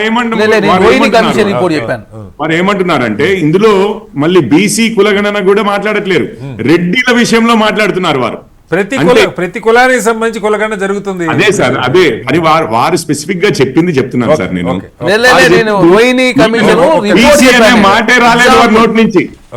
బీసీ అనే మాటే రాలేదు ఈ సందర్భంలో. బీసీ అనే మాటే రాలేదు వారి నోటి నుంచి.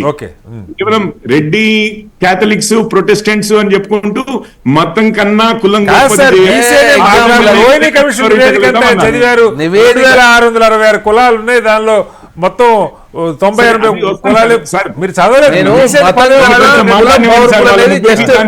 నాకు కూడా ఇవ్వండి సార్. భారతీయ కొంచెం ఏం సార్ వారి ముగ్గురికి ఇచ్చినట్లుగా నాకు కూడా ఒక 2 నిమిషాల తర్వాత మీ ప్రశ్నలు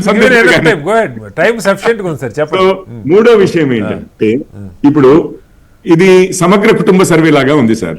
అంటే ఇంట్లో మీ ఆదాయం ఎంత, ఎక్కడ ఏ బ్యాంక్ నెంబర్లు ఏంటి, అవేంటి అని చెప్పి దీనికి అసలు ప్రభుత్వానికి హక్కు ఉందా? ఎందుకంటే నన్ను ఇన్కమ్ ట్యాక్స్ డిపార్ట్మెంట్ వాళ్ళు అడుగుతారు.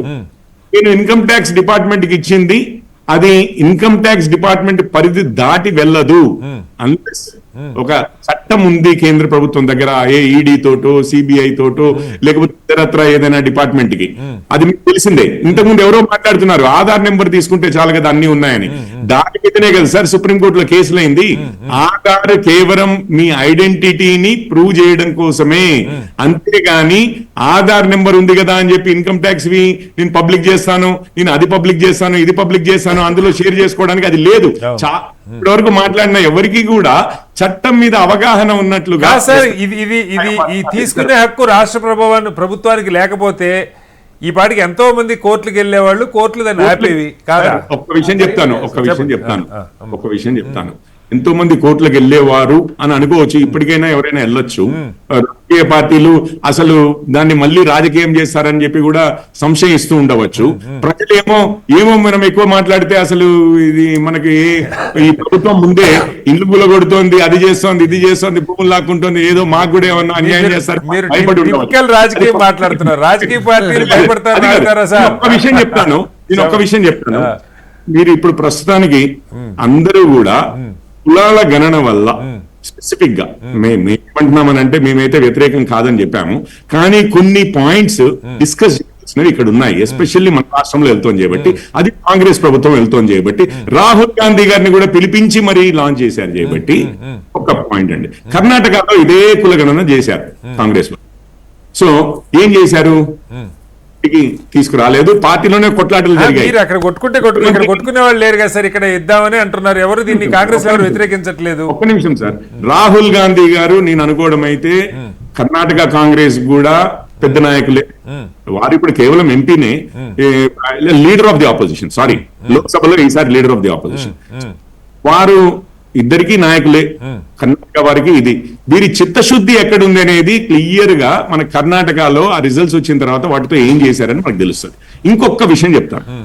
ఒక విషయం ఏంటంటే, వీళ్ళు కొంచెము హాస్యాస్పదంగా అనిపించేది, ఇప్పుడు ఈ డేటా లేకనేనా సార్ ఏ కులాల్లో ఎంత శాతం మన దేశ జనాభా ఏ కులాల్లో, ఎందుకంటే వాళ్ళందరికీ అధికారం గాని ఏ విధమైన అప్లిఫ్ట్మెంట్ అనే కదా, దానికోసమే డేటా ఉంటే అవన్నీ చేయొచ్చు అని చెప్పి.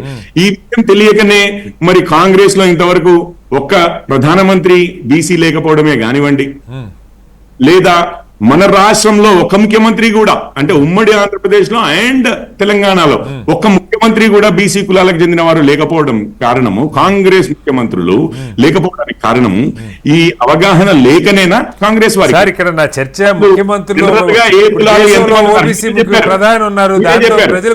మీరే చెప్పారు. గౌరీశంకర్ గారు ఏమన్నారంటే, దీనివల్ల రాజకీయ పార్టీలకు కూడా ఎవరు ఎక్కడ ఎంతమంది క్యాండిడేట్లను ఎట్లా నిలబెట్టుకోవాలి, ఏ కులస్తులు ఎంతమంది ఉన్నారనే ఆల్రెడీ పార్టీల దగ్గర ఉంది అని చెప్పి. అంటే నేను ఏమంటున్నానంటే, ఒక చట్టము, ఒక పని ఏదైనా ఉండనివ్వండి, ఒక యాక్షన్ ఒక యాక్టివిటీ తీసుకున్నప్పుడు ఇంటెంట్ వారి మనసులో ఏముంది అంటే, ఇప్పటి వరకు మాకు చెప్పలేను సార్, మీకేమనిపిస్తుంది చెప్పండి కిషోర్. బీజేపీ వాళ్ళు వచ్చి నరేంద్ర మోడీ గారిని చేశారు కానీ ప్రధానమంత్రిని, బీసీ ప్రధానమంత్రిని. మన రాష్ట్రంలో మొన్నటికి మొన్న 4 ఎంపీస్ ఉంటే మొన్నటి వరకు అందులో సగం మంది బీసీలు ఉండేవారు కానీ ఇది ఇప్పుడు రాజ్యసభలో ఉన్న ఒక్కరు బీసీలే గాని మన రాష్ట్రం నుంచి అపాయింట్ చేసిన ఇద్దరు గవర్నర్స్ లో ఒకరు బీసీఏ గాని మాకు ఇక్కడంటే అధికారం లేదు సార్, మాకు లేదు. అండ్ మోడీ గారి ప్రభుత్వంలో 27 పోయిన ప్రభుత్వంలో నేను ఈసారి ఇది ఇంకా అప్డేట్ చేసుకోలేదు. అంటే నాకు 27 మంది బీసీ ఇక్కడ ఇందాక చరణ్ కౌశిక్ కూడా మాట్లాడారు, యూపీఐ ఐఏఎస్ ఆఫీసర్లు పిఎం కేబినెట్ లో ఆయన వాళ్ళందరూ ఆ ప్రిన్సిపల్ సెక్రటరీ లెవెల్ కి రావాలి అని అంటే 90 లో ముగ్గురే ఉన్నారు. ఏ జమానాలో అపాయింట్ అవ్వాలి అది నేను అడగట్లేదు సార్, కాదు ముందు వారు కిషోర్ గారు మీరు చాలా సీనియర్, నేను పార్లమెంట్ లో ఎంతమంది ఉన్నారు, ఐఏఎస్ నా చర్చ కాదు, అక్కడికి రావడానికి ఇది ఉపయోగపడుతుందని చేస్తున్నారు. దీనిలో లోటుపాట్లుంటే చెప్పండి. ఒక్క నిమిషం సార్, ఇప్పుడు మీకు మండల్ కమిషన్ వచ్చింది కులాలది. నేను ఈ ఇంటెంట్ మన తెలంగాణ నుంచే వాళ్ళు అక్కడికి వస్తారు అనేది కాదు కదా, దేశం మొత్తంలో. నేను ఏమంటున్నాను అంటే మన దగ్గర చేస్తున్న ఈ కులగణన మన కాంగ్రెస్ వారికి మన రాష్ట్రంలో ఎవరు బీసీలో ఆయన బీసీలు ఎంతమంది ఉన్నారు స్థూలంగానైనా గానీ తెలియకనే ఇంతవరకు ఒక ముఖ్యమంత్రిని అవడానికి అవకాశం. మళ్ళీ మీరు అదే ప్రశ్న అడుగుతున్నారు, చర్చ అది కాదు సార్, దయచేసి వాళ్ళకి తెలుసా విషయం చెప్తాను కటారి గారు.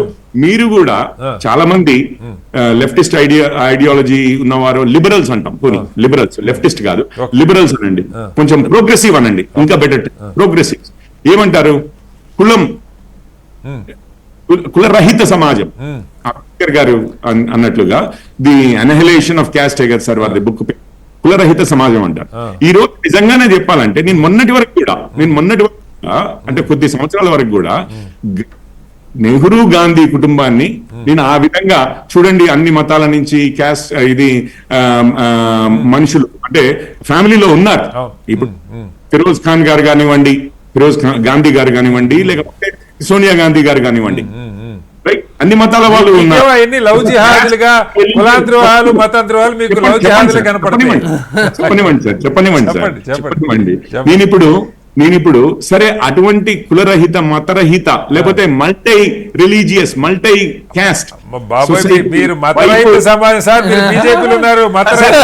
మాట్లాడుతూ ఉంటారు కదా, ఆ రిప్రజెంటేషన్ ఉండేది కదా. మొన్నటి వరకు రాహుల్ గాంధీ గారు రాకపోయినంత వరకు కూడా అట్లాంటి భాష మాట్లాడేవారు ఈవెన్ నెహ్రూ గారి దగ్గర నుంచి. ఈ రోజు సడన్ గా కౌశిక్ గారు చెప్పినట్లుగా కాంగ్రెస్ ఏం భావిస్తుందంటే ఒక యూటర్న్ తీసుకుని కుల పేరు మీద మనం అందరినీ విభజిస్తే తప్పించి ఈ బీజేపీని నిలువరించలేము అన్న కంక్లూజన్ కి వచ్చి అది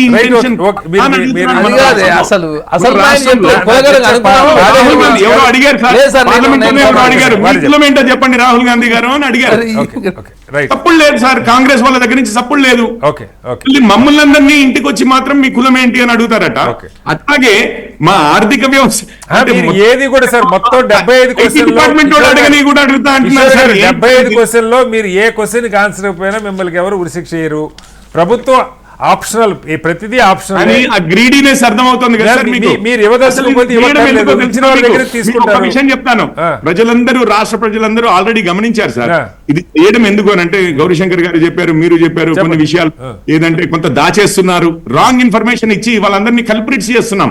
ఇప్పుడు ఏం చేస్తున్నాం తెలుసా, అబద్ధాలు చెప్పే వాళ్ళగా వాళ్ళని తయారు చేసి ఎందుకు చెప్తారు సార్, వాళ్ళని పెట్టేశాం. ఇప్పుడు ఇంట్లో ఫ్రిడ్జ్ లేదు అని అబద్ధం చెప్పాడు అని అనుకోండి, ఇప్పుడు ఆ వ్యక్తి అబద్ధం చెప్పినట్లే కదా. అబద్ధం చెప్పే పరిస్థితికి మనం ప్రజలందరినీ నెడుతున్నాం.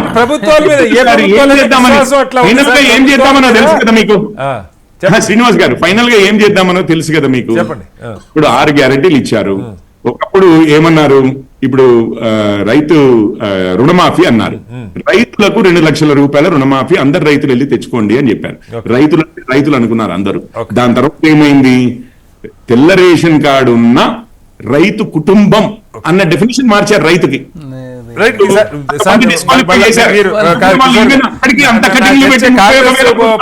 సంవత్సర పరిపాలనప్పుడు ఎన్ని మాట్లాడదాం sir, let us confine to the topic. అది కాదు సార్, నేను అనేది ఏంటంటే మిగిలిన 6 గ్యారెంటీలో కూడా రేపు మహిళలకు 2500 ఇవి అవి అని అంటారు కదా.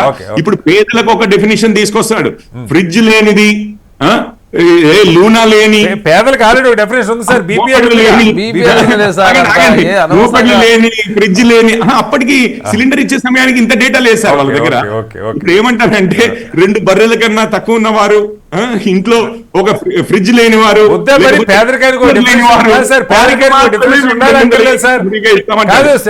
సార్ గౌరీశంకర్ గారు ఇందాక ఒక మాట చెప్పారు కిషోర్ గారు, వాళ్ళ డ్రైవర్ 24,000 రూపాయలు జీతం, వాళ్ళ డ్రైవర్ అంటే వాళ్ళ డ్రైవర్ చాలా మంది డ్రైవర్లు ఇంక ఈవెన్ క్యాబ్లు ఓలా ఊబర్ నడుపుకున్న వాళ్ళు ఎక్కువే వస్తుంది. ప్రభుత్వాలు మీరైనా వీళ్ళైనా మోడీ గారి డబ్బులు కాదు, రేవంత్ రెడ్డి గారి డబ్బులు కాదు, అల్టిమేట్ గా ట్యాక్స్ పేయర్స్ మనీ. ఈ డబ్బులు ఖర్చు పెట్టేటప్పుడు నిజంగా అర్హత ఉన్న వాళ్ళకి ఇవ్వాలనుకోవటం తప్ప, ప్రతిపక్షాలు ఉంటే పార్టీలు ఒకలాగా అధికారులు ఉంటే ఒకలాగా మాట్లాడటం ఏ రకం కరెక్ట్ సార్?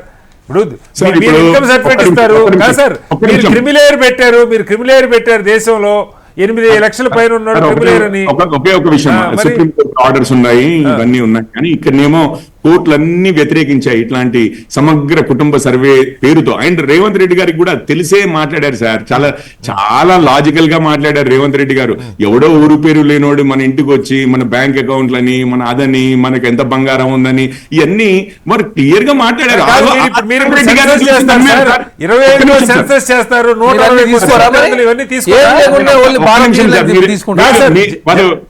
ఆ పార్టీ వారు ఉన్నారు సార్, వారు అడుగుతారు జాతీయ స్థాయిలో కేంద్ర ప్రభుత్వం రేపు కాదు సార్, ఇది ఒక రాష్ట్ర ప్రభుత్వం సార్, ఇది కాంగ్రెస్ బీజేపీని పక్కన పెట్టండి. జాతీయ స్థాయిలో మీరు సెన్సస్ చేయబోతారు, 160 క్వశ్చన్లు ఉంటాయి నాకు గుర్తుంది గతంలో అయితే నుండి. అది కాదు అసలు ఏం కథ ఇది. ఒక్క నిమిషం సార్, అది రాష్ట్ర ప్రభుత్వం final 10 seconds sir, final 10 seconds. ఇప్పుడు రాష్ట్రంలో కాంగ్రెస్ పార్టీ అధికారంలోకి వచ్చింది, 64 సీట్లు వచ్చాయి. ప్రజలు అంతకుముందు ఇచ్చిన 19 కన్నా 64 ఎన్ని రెట్లు ఎక్కువనో మీకు తెలుసు, నాకు రెట్ల కన్నా ఎక్కువ. ప్రజలు ఏ రేవంత్ రెడ్డిని అయితే చూసి, ఏ రేవంత్ రెడ్డి ఇచ్చిన గ్యారంటీలు హామీలనైతే నమ్మి ఓటేశారో, ఇప్పుడు వాటన్నిటినీ బొందులో పెట్టడానికే చేస్తున్నారు అన్న భావన రాష్ట్రం మొత్తంలో ఉంది.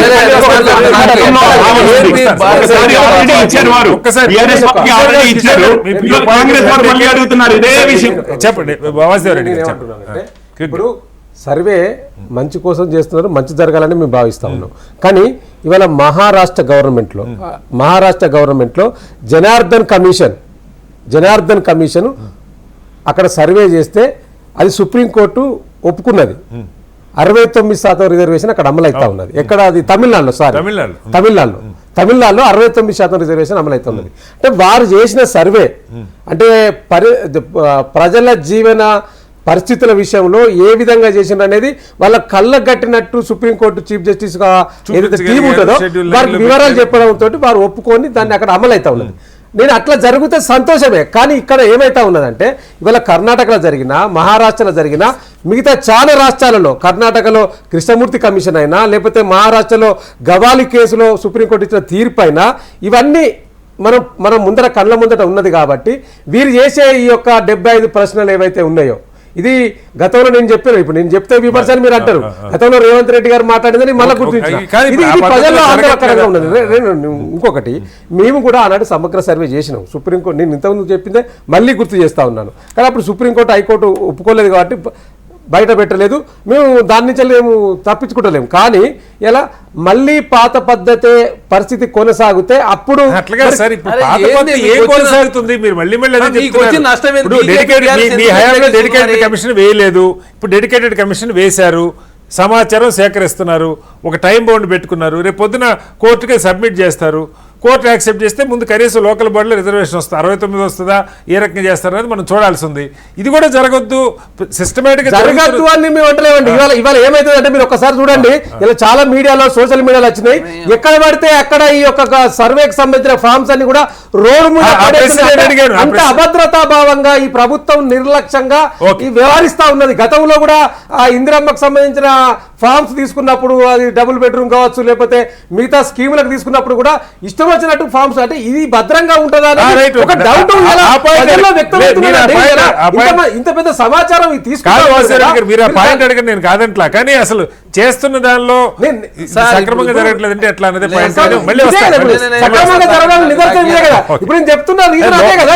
లోపం ఉంది సరి చేసుకోమని చెప్తాం, తప్పు కాదు. లోపం ఉంది ఖచ్చితంగా పడేది. ఇప్పుడు అధికారులు సస్పెండ్ చేస్తారు, ట్రాన్స్పోర్ట్ సార్, చెప్పండి ఇప్పుడు సార్ దానికి ఆన్సర్. గౌరీశంకర్ గారు వస్తారు ఒక సెకండ్. ఇప్పుడు భారతీయ జనతా పార్టీ బీఆర్ఎస్ పార్టీ అనుకూలం వ్యతిరేక ఫస్ట్ అది చెప్పండి. మళ్ళీ నువ్వు మీకు ఎందుకైనా నాకు అర్థం కాదు. మళ్ళీ చర్చ అరే, మీలాగా ఒకరోజు చేస్తా సార్. సందర్భంలో మీకు నేనే మళ్ళీ చర్చ సార్, మళ్ళీ నేనేం చెప్తాను. చెప్తున్నా? మీరు- మీకు నేనే ఆగు సార్, ఎందుకు దయచేసి ఓకే. మీరు మాట్లాడుతున్నారు, దాన్ని మాట్లాడుతున్నారు. స్వాగతించడం నేను ఆగను, లేదు. ఆగను, ఒక్క సెకండ్, ఆగను. వారు మళ్ళీ మళ్ళీ చెప్పండి. అరే, నేను వారు మాట్లాడుతున్నా, ఆగండి, చెప్పండి. ఆగండి, ఆగండి. వారు చెప్పండి, వారు చెప్పండి. చరణ్ మీరు గారు. స్వాగతిస్తే ఎన్ని క్వశ్చన్స్ ఎట్లే మీరు ఒకరోజు అరే, ఆగండి. ఓకే. మీరు ఒకరోజు చేసిన వాళ్ళు. ఆగండి. ఒక్క నిమిషం. ఎక్కడో కోర్టు ఆపిందంట.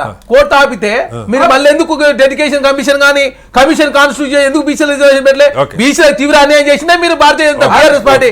మీరెక్కడన్నా కడతా 34% నుంచి 23% కుదించి మీరేదో బీసీని ఉద్ధరించినాడు. ఏం ఉద్ధరించినట్టు నాకు అర్థం కాదు. Okay, okay. మీరు ఏం ఉద్ధరించి చెప్పండి. దానికోసం 42% పెంచాలని చెప్పేసి ఒక డెడికేషన్ కమిషన్ ఏర్పాటు చేసి ఓకే, ఓకే. జాతీయ స్థాయిలో చేంజ్ మేము చేస్తుంటే ఓకే. అలా మరి రోహిణ్ కమిషన్ ఎందుకు వేసింది భారతీయ జనతా పార్టీ? ఓకే, మరి ఇదే చెప్తున్న కిషోర్ రెడ్డి గారు రోహిణ్ కమిషన్ ఎందుకు వేసారు? అవును. బీహార్ లో భారతీయ జనతా పార్టీ లోకల్ నాయకత్వం ఎందుకు ఒప్పుకున్నది? ఓకే. నా దగ్గర అమిత్ షా గారు పోయి జార్ఖండ్ లో ఎందుకు 50% సీలింగ్ తీసేస్తా రైట్, అంటున్నాడు. ఓకే, ఓకే, అంటే ఓకే. మీరు ఏంది ఒక్కొక్క రాష్ట్రంలో ఒక్కో విధంగా మాట్లాడతారు మీరు? Okay, okay. అంటే భారతీయ జనతా పార్టీ ఓట్లు కావాలి. ఇంకోటి చెప్పింది కదా కిషోర్ గారు తెలంగాణలో ఇస్తారు. సార్ ఇంకోటి బీజేపీ ముఖ్యమంత్రి బీసీని చేస్తాం. మరి బీజేపీ నేత ఎవరు చేసింది మీరు? ఓకే. మీకు 8 స్థానం ఎంపీని గెలిపిస్తే మీరు తెలంగాణకి 8 చెప్పండి. మరి ఓకే, ఓకే. మీరు 49 లక్షల కోట్లలో బీహార్ కి 59 కోట్లు ఇచ్చారు, ఆంధ్ర రైట్, మళ్ళీ నా చర్చ డిబేట్. తెలంగాణకి ఎన్ని ఇచ్చారు? అన్ని మాట్లాడి కిషోర్ రెడ్డి గారు ఓకే, ఓకే. మీరు ఇన్ని చెప్తూ బీసీల రిజర్వేషన్ విషయానికి వస్తాకే భారతీయ జనతా పార్టీ లక్ష్మణ్ గారు వ్యతిరేకిస్తున్నాడు. ఓకే. ఇక్కడ బీఆర్ఎస్ పార్టీ వ్యతిరేకిస్తుంది. Okay, okay. ఇక్కడ కాంగ్రెస్ పార్టీకి చిత్తశుద్ధి ఉంది. ఓకే. దేశానికే తెలంగాణ ఆదర్శవంతంగా ఉండాలని రైట్, చెప్పి రైట్, కాంగ్రెస్ ఓకే. ప్రభుత్వం కోరుకుంటుంది. కాబట్టి సమగ్ర కుటుంబ ఇంటింటి సర్వే నిర్వహిస్తా ఓకే, ఉన్నారు. ఓకే, అదే డాక్యుమెంట్లు కావాలి. ఇష్టం ఉన్న వాళ్ళు ఇష్టం ఉండరు, ఇష్టం లేని వాళ్ళ కాలాలు కూడా పూరిస్తారు. ఒకసారి, ఖచ్చితంగా యా. సమగ్ర కుటుంబ సర్వే పారదర్శకంగా రైట్ జరగాలని సార్. చెప్పి గౌరీశంకర్ గారు క్విక్ గా, కోరుకుంటాం. గౌరీశంకర్ గారు దీనికి ఏమైనా ఫినిషింగ్ ఏం చేస్తే బాగుంటుంది, ఇంకా బెటర్ గా జరగటానికి, లేదు రిజర్వేషన్ పెరగటానికి? ఇది ఒక్కటే లక్ష్యం కాదు, స్థానిక సంస్థల్లో రిజర్వేషన్ పెరగడం ఒకటే కాదు, మిగతా ప్రభుత్వ విధానాలు పాలసీస్ సంబంధించి కూడా ఆయన చెప్తున్నారు. అయితే చర్చ రిజర్వేషన్ సంబంధించింది కాబట్టి సరిపోతుందా? డెడికేటెడ్ బీసీ కమిషన్ ద్వారా చేయడం ద్వారా పెరగడానికి అవకాశం ఉందా? సార్ ఇప్పుడు అంబేద్కర్ కూడా కుల రహిత సమాజం ఉండాలి, అది పోయింది, పక్కన పెట్టేసింది, అయిపోయింది. ఇప్పుడు కులం పేరు నుంచే నడుస్తా ఉంది అవును. సొసైటీ. అవును, ఇప్పుడు మనకు కేసీఆర్ గారు సమగ్ర కుటుంబ సర్వే చేశారు. మీరు ఎన్సీఆర్ హెచ్ఆర్డి వెబ్సైట్ లో వెళ్తే బేసిక్ డాటా ఉంది. ఓకే. బీసీసీ 52% ఉంది. ఇప్పుడు మీరు కూడా గూగుల్ పెడితే ఎవరైనా మన ప్యానల్ లో ఉన్న వాళ్ళు ఎవరైనా చెక్ చేసుకోవచ్చు. రిపోర్ట్ మాత్రం డెఫినెట్ గా దాంట్లో ఎంసీఆర్ హెచ్ఆర్డి వెబ్సైట్ లో పెట్టారు వాళ్ళు. ఓకే. కానీ మొత్తం డీటెయిల్స్ బేసిక్ డేటా మాత్రం కంప్లీట్ ఉంది. ఓకే. ఏ కులం ఎంత శాతం ఉంది, ఏ కమ్యూనిటీకి ఎంత ఉంది డీటెయిల్స్ ఇచ్చారు. బీసీ 52% పెట్టారు వాళ్ళు. ఓకే. కాబట్టి ఎనిబడి క్యాన్ చెక్ ఇట్, దాంట్లో లేదని కాదు. అయితే నేను బీసీ కమిషన్ మీటింగ్ అటెండ్ చేశాను, అడిగాను వాళ్ళకు మరి మీరు ఎందుకు బహిర్గతం చేయడం లేదు, మళ్ళీ ఎందుకు సర్వే కండక్ట్ చేస్తానంటే దట్ హాస్ బికమ్ ఇన్ఫ్రాక్చువస్ అయిపోయింది అన్నారు. అది ఆ రిపోర్ట్ టైంలీ ఇవ్వలేదు కాబట్టి ఇన్ఫ్రాక్చువస్ అయింది అంటే అది ఇన్ఫ్రాక్చువస్ అయ్యేది అని కూడా గవర్నమెంట్ డబ్బులు పెట్టి ఖర్చు పెట్టి చేసింది, 36 కోట్లు ఖర్చు పెట్టి కండక్ట్ చేసింది, అట్లా అవుతుంది అంటే లేదు అయిపోయింది అన్నారు. ఓకే. కాబట్టి ఇప్పుడు ఎందుకు సర్వే చేస్తున్నారు? రేవంత్ రెడ్డి గారు ఇప్పుడు కొత్త సర్వే చేశాను, కొత్త గవర్నమెంట్ వచ్చింది, how to implement scheme implement చేయడానికి ఈజీ అవుతుంది, ఫిల్టర్ చేయడానికి ఈజీ అవుతుంది. కాబట్టి మళ్ళీ సర్వే చేశారు. ఓకే. డెఫినెట్ గా ఇప్పుడు మనము కులం మీద డెఫినెట్ అపాయింట్మెంట్ కులం మీదనే అన్ని వెళ్తూ ఉన్నప్పుడు ఓకే. సర్వే చేసుకోవడం తప్పే, డెఫినెట్ డాటా ఉంటుంది. రైట్, చూద్దాం. సర్వే కూడా ఏమవుతుంది ఎస్ సార్, అది ఏ రకంగా మనకి ఇప్పుడు ఎవరైతే మనకి ఇష్టం ఉన్నా లేకుండా కులం మాత్రం డెఫినెట్ గా వాడుతా ఉంది ఉంది కదా. ప్రతి చోట. ఇప్పుడు మనకు ఇంతకుముందు మన వాసవి రెడ్డి గారు ఎవరు అన్నారు అది పొలిటికల్ గా పనిచేయరు, పొలిటికల్లీ ఓపెన్ గా చెప్పారు కదా, ఇండైరెక్ట్లీ వాడతారు. కేసీఆర్ గారు వాడారు దాంట్లో. నాకు తెలుసు ఒక ఎమ్మెల్యే క్యాండిడేట్ టికెట్ కోసం అడిగితే నల్గొండ డిస్ట్రిక్ట్ నుంచి మీ కులం చటాక్ మంది లేరు అక్కడ, నువ్వేం కండక్ట్ చేయదు, నీకు ఎమ్మెల్సీ కేసీఆర్ గారు ఒక్కలే కదా, అందరూ అదే మాట అంటారు సార్. దాన్ని కేసీఆర్ ఏముంది, ఎవరైనా అదే చటాక్ మంది లేనట్టు ఎవరు ఇచ్చారు కదా. ఇప్పుడు నాకు ఆ ఇన్సిడెంట్ తెలుసు కాబట్టి నేను ఎమ్మెల్యే నాతో మాట్లాడలేదు కాబట్టి నాకు తెలుసు అది. ఓకే. ఓకే. ఓకే. యూజింగ్ ఇంకోటి ఇంటికి వచ్చి సర్వే చేసినప్పుడు ఇల్లు చూస్తేనే తెలిసిపోతుంది సార్, పక్కా ఇల్లు అని రాసుకుంటాడు. పక్కా ఇల్లు అనగా ఆల్మోస్ట్ ఖతం అయిపోతుంది. ఓకే. ఓకే. ఓకే. ఇల్లు ఇంట్లో కార్ ఉందా అని అడుగుతారు, ఫ్రిడ్జ్ ఉందా లేదా, ఆదాయం ఎంత ఉంది. ఇప్పుడు మనకు ఇక్కడ చాలా మంది మా జర్నలిస్ట్ కాలేజ్ దగ్గర ఒక స్లమ్ ఉంది 60 గజాలు, బేసికలీ స్లమ్. కానీ అక్కడ అన్ని 5 ఫ్లోర్లు 4 ఫ్లోర్లు ఉన్నాయండి బిల్డింగ్స్ అక్కడ. అని చెప్పండి. కాబట్టి it is easy to filter అండి.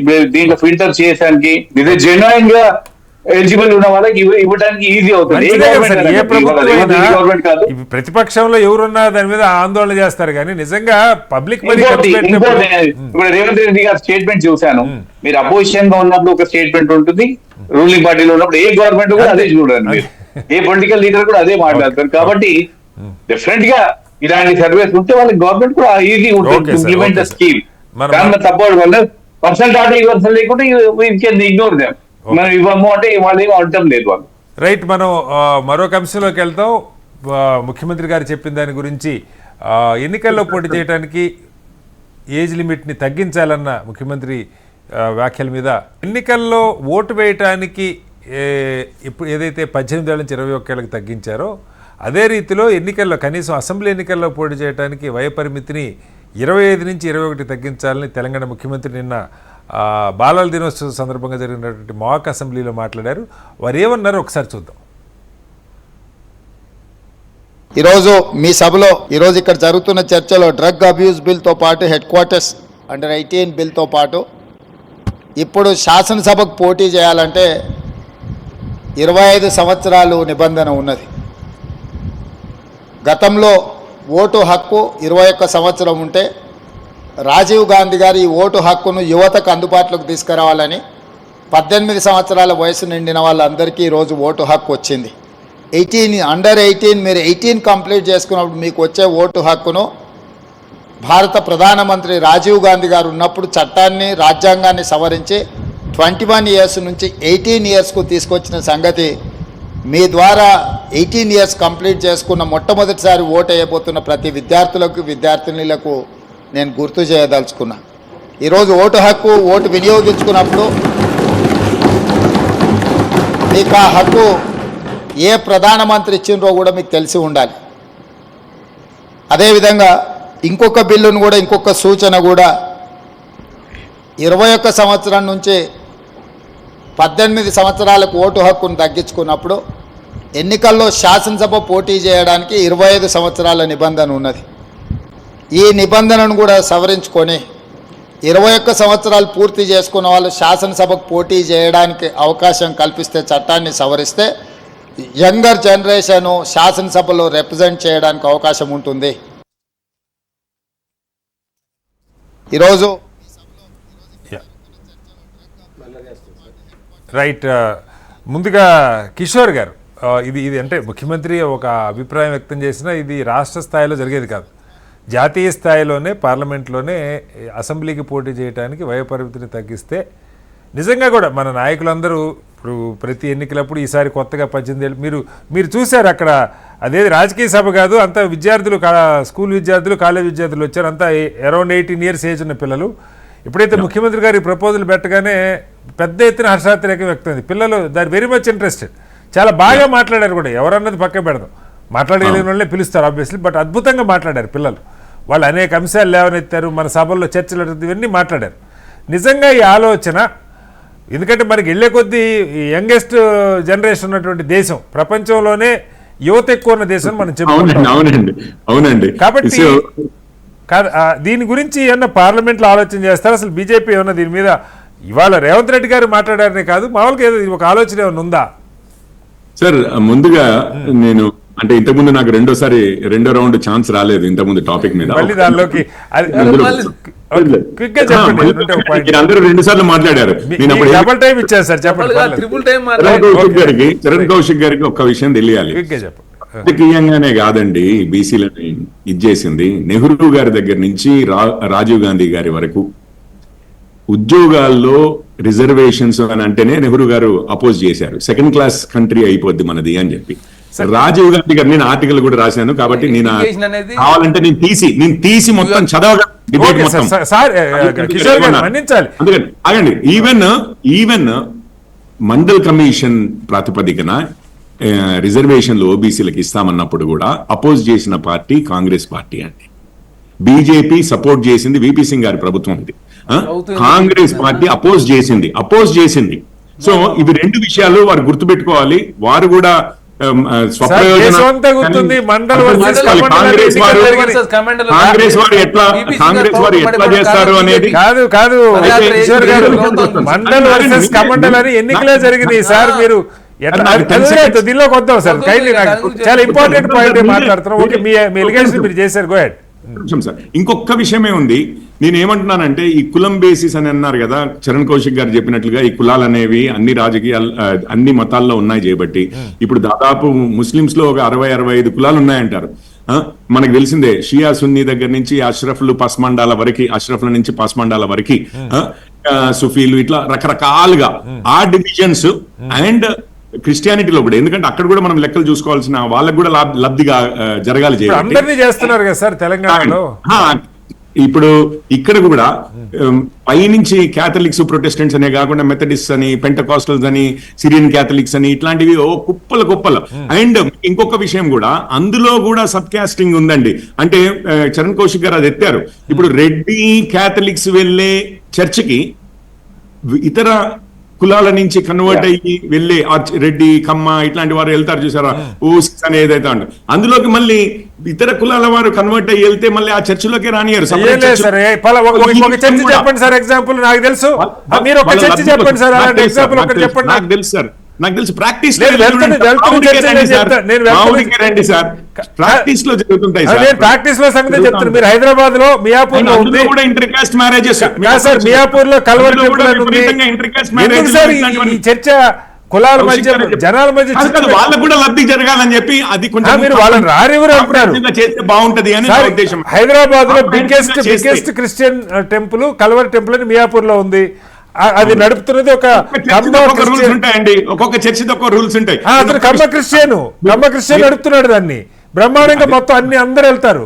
సార్ నేను చెప్తాను, ఒక్కొక్క చర్చ్ అందుకనే ఈ వైవిధ్యాన్ని మనం ఈవెన్ అర్థం కూడా చేసుకోలేదు ఇంతవరకు. వైవిధ్యాన్ని అర్థమే చేసుకోలేదు కాబట్టి వారికి కూడా లబ్ధి చెందాలి చేయబట్టి అది కూడా కాంప్రహెన్సివ్ గా కూలంకుషంగా చేస్తే బాగుంటది అంటారు. ఇప్పుడు నేను వస్తాను. కులాలకి ఇంకొక గౌరీశంకర్ గారు చెప్పినట్టుగా చటాక్ కులాలు అన్నారు, కేసీఆర్ గారు అన్నారు కదా, ఆ చటాక్ కులాలన్నీ ఇప్పుడు బయటపడతాయి. ఇక వారికి రాజకీయాల్లో వాళ్ళు ఇంకా డిమోరలైజ్ అయ్యి మినిమల్ అంటే వాటిని ఏమో ఆ పదం ఏదో ఉంటుంది, మార్జినలైజ్ అయిపోయే అవకాశం పెరుగుతుంది. అంటే ఇప్పుడు మార్జినలైజ్ అవ్వలేదా సార్? మార్జినలైజ్ ఇంకా పెరుగుతాయి అని అంటున్నాను. కాదు సార్, వాళ్ళు ప్రభుత్వం చెప్పారు ఇంతకుముందు, అది నేను ఒప్పుకుంటున్నాను. ఇప్పుడు నెంబర్స్ ని బట్టి డిస్క్రిమినేషన్ క్లియర్ గా చేయడం మొదలు పెడతారు పార్టీలు. ఇప్పుడు 21 సంవత్సరాలకి ఇది సజెషన్ సార్ వారు చెప్పింది. ఇదైతే పార్లమెంట్ లో జరగాల్సిన అమెండ్మెంట్, మనందరికీ తెలిసిన విషయమే. ఈ ఐడియా ఇచ్చారు చేయబట్టి తప్పనిసరిగా దాని మీద డిస్కషన్ అవడంలో అయితే ఎటువంటి హాని అయితే లేదు. దాన్ని సపోర్టా కాదా, ఈవెన్ నేషనల్ కాంగ్రెస్ వారు, నేషనల్ పార్టీ వాళ్ళు ఏమంటున్నారు, లేకపోతే మా బీజేపీ వారు ఏమంటున్నారు, కమ్యూనిస్టులు ఏమంటున్నారు, ఇవన్నీ కూడా చర్చ. ఇప్పుడు ఎందుకంటే వచ్చే ఎలక్షన్ కల్లా ఇప్పుడు సైమల్టేనియస్ ఎలక్షన్స్ అంటున్నాము, ఉమెన్స్ రిజర్వేషన్స్ అంటున్నాము, కాన్స్టిట్యున్సీల డీలిమిటేషన్ అంటున్నారు, సైజ్ ఆఫ్ ది పార్లమెంట్ పెరిగిపోతుంది అని అంటున్నారు. ఈ సమయంలో మేబీ ఈ ఐడియా కూడా తీసుకుని తప్పనిసరిగా కిషోర్ పోరెడ్డి చెప్పండి, ఇలాంటి ఆలోచన నిజంగా అది రేవంత్ రెడ్డి గారు చేసిన. నేను ఇప్పుడు రేవంత్ రెడ్డి గారు సడన్ గా ప్రపోజ్ చేశారు అన్నారు. అంతకుముందు మరి ఏ ఐడియాతో ఇప్పుడు 25 అని అంటే కాస్త కైండ్ ఆఫ్ మెచ్యూరిటీ. ఇప్పుడు మనం చూస్ చేసుకోవడానికి ఓకే, కానీ బాధ్యతలు తీసుకోవడానికి కాస్త ఏజ్ ఉండాలి. ఎస్పెషల్లీ పెద్దల సభలో మీకు తెలుసు కదా, ఇంకొక 5 ఏళ్ళు ఎక్కువ దీనికన్నా పెద్దల సభలో. సో ఇట్లాంటివి ఉన్నాయి. ఇక్కడ లోక్సభకి రాజ్యసభకి అంత వ్యత్యాసం చూపిస్తున్నారు చేయబట్టి నేను ఏమంటానంటే దీని మీద కూలంకుషమైన స్టడీ జరగాలి సార్. జరిగిన తర్వాత మనము వెళ్ళొచ్చు. ఇప్పుడు 18 సంవత్సరాలకే ఓటేస్తారు. యాక్చువల్ నిజం చెప్పాలంటే 21 సంవత్సరం ఎందుకు, 18 ఎందుకు కాకూడదు అనేది ఇంకో ప్రశ్న. అసలు నిజం చెప్పాలంటే 18 సంవత్సరాలకి మీరు ప్రభుత్వాన్ని నిర్దేశించగలిగితే, ఏ ప్రభుత్వం ఏర్పడాలి అనేది మీరు ఎంచుకోగలిగే శక్తి మీకు ఉన్నప్పుడు మరి 21 దాకా ఎందుకు అనేది కూడా ఇంకొకటి. సో ఆ నెంబర్స్, డేట్స్, ఇది ఏమైనా ఇతర దేశాల్లో ఎట్లా ఉన్నాయి, ఇదంతా కొంచెం కూలంకుషమైన స్టడీ చేయాలి.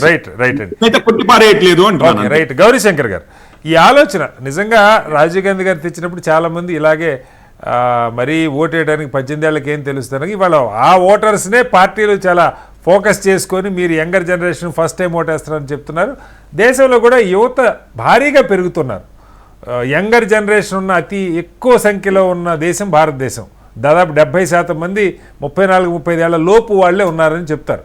సో అలాంటి దేశంలో విధానాలు ఇప్పుడు ఈ కొత్త సమస్యలు వస్తూ ఉన్నాయి, మనం చూస్తున్నాం. సోషల్ మీడియా, ఇవన్నీ ఆ జనరేషను అందరూ తెలుసుకోలేకపోవచ్చు, కానీ చాలా నిష్ణాతులు తయారవుతున్నారు దేశంలో. సో ఎలా ఉంటుంది ఈ ఆలోచనని పరిగణలోకి తీసుకోవచ్చా? రేవంత్ గారు అయితే ఒక ప్రపోజల్ పెట్టారు, ముఖ్యమంత్రి గారు, ఎలా చూడాలి? డెఫినెట్గా డిస్కస్ చేయాలండి. It has to be serious గా డిస్కషన్ చేయాల్సి వస్తుంది. ఎందుకంటే ఊరికే ఎలక్షన్స్ లో నిలబడి గెలవటం ఒక్కడే కాదు కదా. ఆ ఏజ్ లో 21 years నుండి మనం వెళ్ళి ఎలక్షన్ మాటల స్పీచ్ ఒక్కటి కాదు. They are basically law makers. రేపు అసెంబ్లీలో కూర్చొని ఒక బిల్ రాయాలి, లేదంటే ఒక బిల్ ప్రొడ్యూస్ చేయాలి, బిల్ మీద డిస్కషన్ చేయాలంటే that needs lot of maturity, that needs lot of understanding. Degree pass కాగానే వచ్చి చదివి కాదు కదా. You should have some. IAS అవుతున్నారు సార్, 21 ఏళ్ళకి ఐఏఎస్ ఆఫీసర్లు కూడా అవుతున్నారు. మీరు ఎంత ఐఏఎస్ అయిపోయినా కూడా ఐఏఎస్ ఆఫీసర్లు కూడా ఉన్నారు. They are still dependent on the experience RDOs కానీ వాళ్ళ మీద చాలా డిపెండ్ అవుతారు. నాకు తెలుసు అంటే ఎంతో మంది ఐఏఎస్ ఆఫీసర్స్ ఉన్నారు. అండ్ మీకు గ్రాస్ రూట్ లెవెల్ నుంచి బయట నుంచి వచ్చిన వాళ్ళకి ఉన్నంత ఎక్స్పీరియన్స్ ఉంటది. దే ఆర్ హానెస్ట్ ఉంటుండొచ్చు కొన్ని రోజులు, మన తర్వాత ఏమవుతుందో తెలియదు చెప్పలేము కానీ, but they are bright people.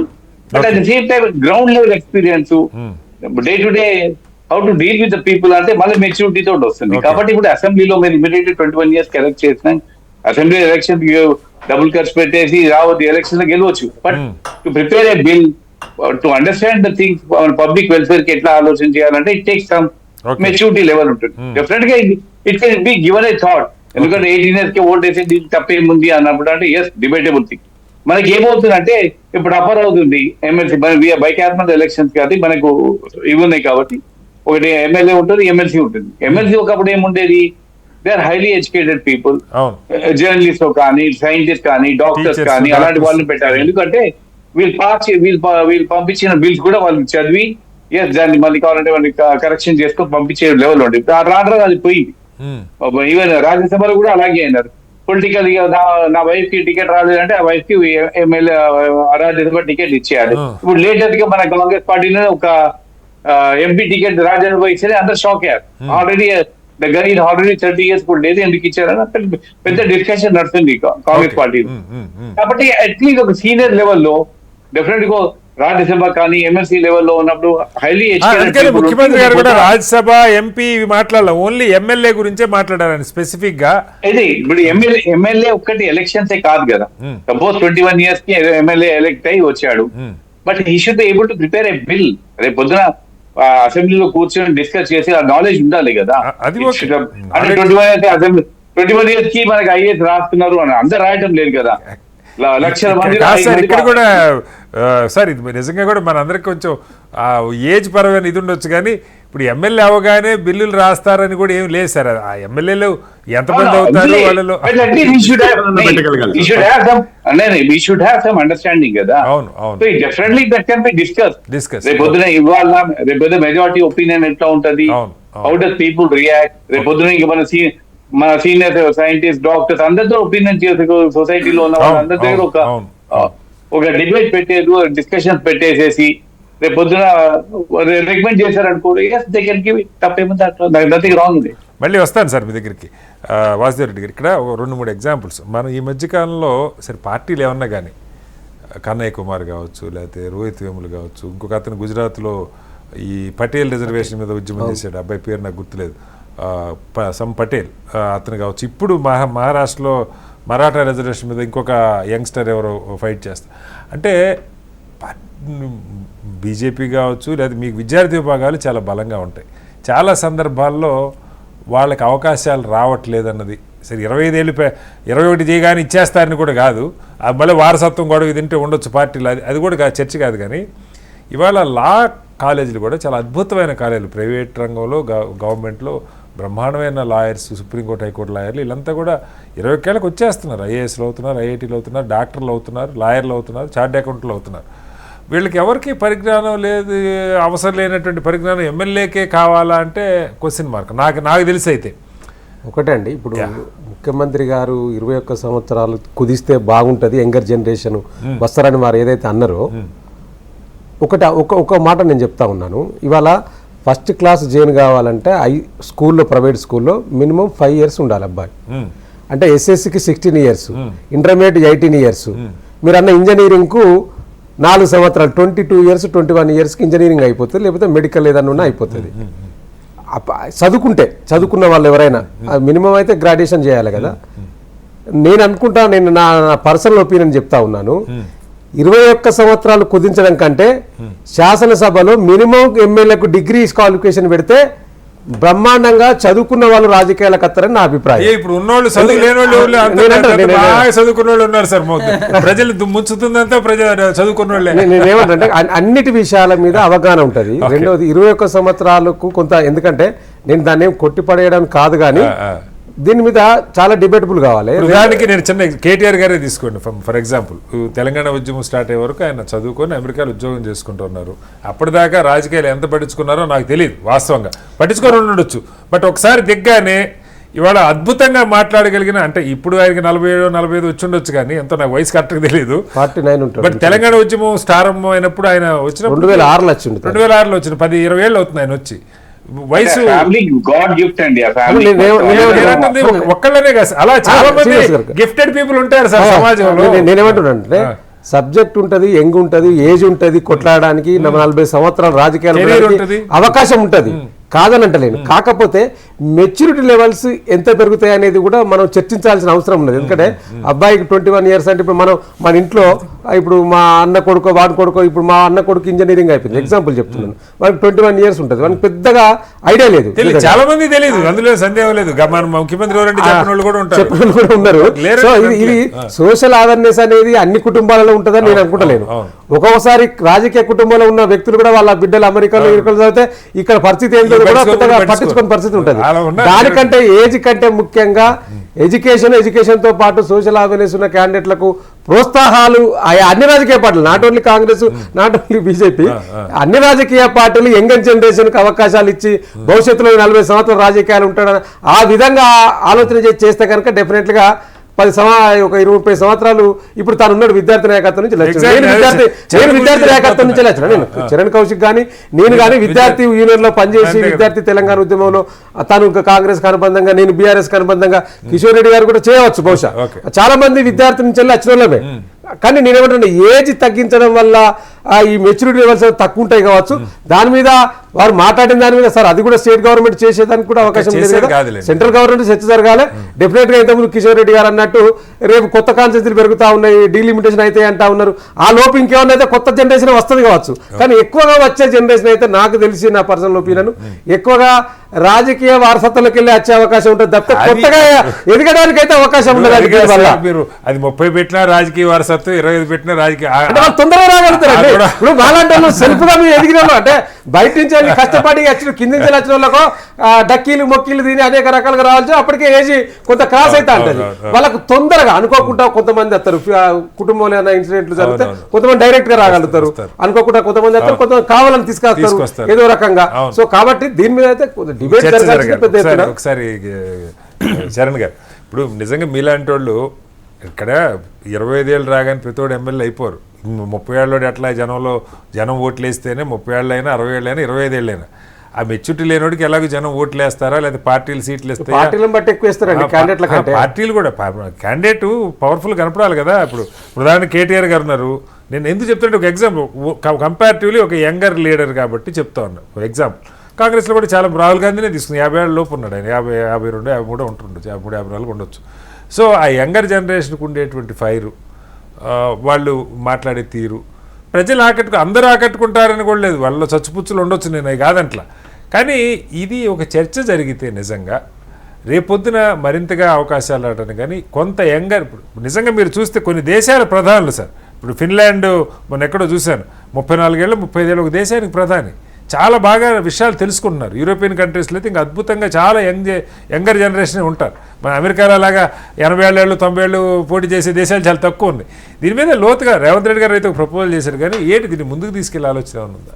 అంటే ప్రధానంగా రేవంత్ రెడ్డి గారు ఏంటంటే విద్యార్థి దశ రాజకీయాల నుంచి వచ్చిన అంతే కదా, కొంత పట్టుదల ఉంటుంది, అదే కాకుండా సమస్యల మీద అవగాహన ఉంటుంది. కాబట్టి ఈ 25 సంవత్సరాలు పెట్టడంతో కొంతమందికి నష్టం జరుగుతుండొచ్చు అని చెప్పేసి వారు మాట్లాడడం జరిగింది. ఎందుకంటే మీరు చూసారు హార్దిక్ పటేల్ గుజరాత్ సంబంధించి హార్దిక్ పటేల్ తను మేము కాంగ్రెస్ పార్టీ వర్కింగ్ ప్రెసిడెంట్ ఇచ్చినప్పుడు తన ఏజ్ 25 సంవత్సరాలు లేదని చెప్పేసి టికెట్ ఇవ్వలే. అవును. కానీ అప్పటికే వారు గుజరాత్ లో ఓబీసీ ఉద్యమం పెద్ద బ్రహ్మాండంగా ఉర్రూతులు జాతీయ స్థాయిలో పెద్ద పేరు తెచ్చుకున్నాడు. అవును. అంటే విద్య ఇంకోటి ఎక్కడైనా ఒలింపిక్స్ అయినా క్రికెట్ అయినా ఎక్కడైనా పథకాలు సాధించే వాళ్ళు కూడా చిన్న వయసులోనే పథకాలు 25 రిటైర్ అయిపోతారు. ఏజ్ తర్వాత రిటైర్మెంట్ కూడా. ఇప్పుడు ఆర్మీ కూడా అదే పరిస్థితి అంతే కదా, కదా. ఆర్మీలోనే ఎక్కడైనా ఆ పరిస్థితి ఉన్నది. కాబట్టి ఇంకోటి ఓటు హక్కు ఇచ్చేటప్పుడు కూడా చాలా పెద్ద ఎత్తున అంబేద్కర్ నాడు పెద్ద ఎత్తున చర్చ జరిగింది.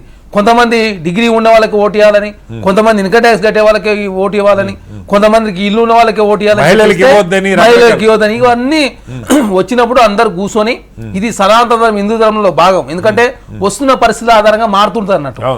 ఒకప్పుడు భర్త చనిపోతే భార్యను స్థితిలో వేసి చంపేవారు, తర్వాత అది కరెక్ట్ కాదని చెప్పేసి మారణంతో అది తీస. అంటే ఓన్లీ హిందూ సనాతన ధర్మంలో మాత్రం ఇట్లాంటివి ఉంటాయి.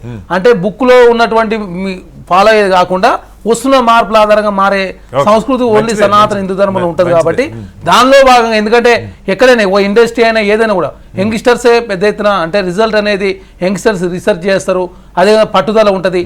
చిన్న వయసులో రాజకీయాలు వచ్చినప్పుడు తప్పు చేయొద్దని చెప్పేసి ఆలోచిస్తారు. కాబట్టి ఆ దిశగా చేస్తే బాగుంటుంది. రామాడు కూడా చెప్పారు దీని పాలిటిక్స్ ని కెరీర్ గా మార్చుకోండి కొంతమంది, నిజంగా కూడా అవసరం. ఇంకోటి సార్ ఈ మధ్యకాలం చూడండి అడ్వకేట్స్, బ్యూటిఫుల్ అడ్వకేట్స్, యంగ్స్టర్స్ నీకు ఎంత అద్భుతంగా అంటే ఇక వాళ్ళు చాలా అంటే వాళ్ళ పర్ఫార్మెన్స్ చూస్తే చాలా అద్భుతంగా. ఎందుకంటే గతంలో చాలా సంవత్సరాల ఎక్స్పీరియన్స్ ఉన్న అడ్వకేట్ల కన్నా కూడా బ్యూటిఫుల్ గా తక్కువ ఖర్చులో వాదించే వాళ్ళు కూడా చాలా ఇప్పుడు బిజినెస్ స్కూళ్ళలో మంచి అడ్వకేట్ ప్రొఫెషనల్ కూడా చాలా మంది వస్తున్నారు. అంటే పరిస్థితులను బట్టి మారుతా ఉంది సమాజం. కాబట్టి టెక్నాలజీ కూడా మారుతుంది. కాబట్టి ఎవరైతే టెక్నాలజీ అందిపుచ్చుకుంటారో వాళ్ళే ఆ దేశాలే సక్సెస్ అవుతా ఉన్నాయి. ఎందుకంటే టెక్నాలజీ మారినప్పుడు నేను ఫేస్బుక్ వాడను, యూట్యూబ్ వాడను, ట్విట్టర్ వాడను అంటే ఇప్పుడు మీ పార్టీలు కాదు సార్, మీ అన్ని పార్టీలకు వెనకాల ఈ ఎలక్షన్ స్ట్రాటజిస్టులు పొలిటికల్ వాళ్ళంతా యంగ్స్టర్సే కదా.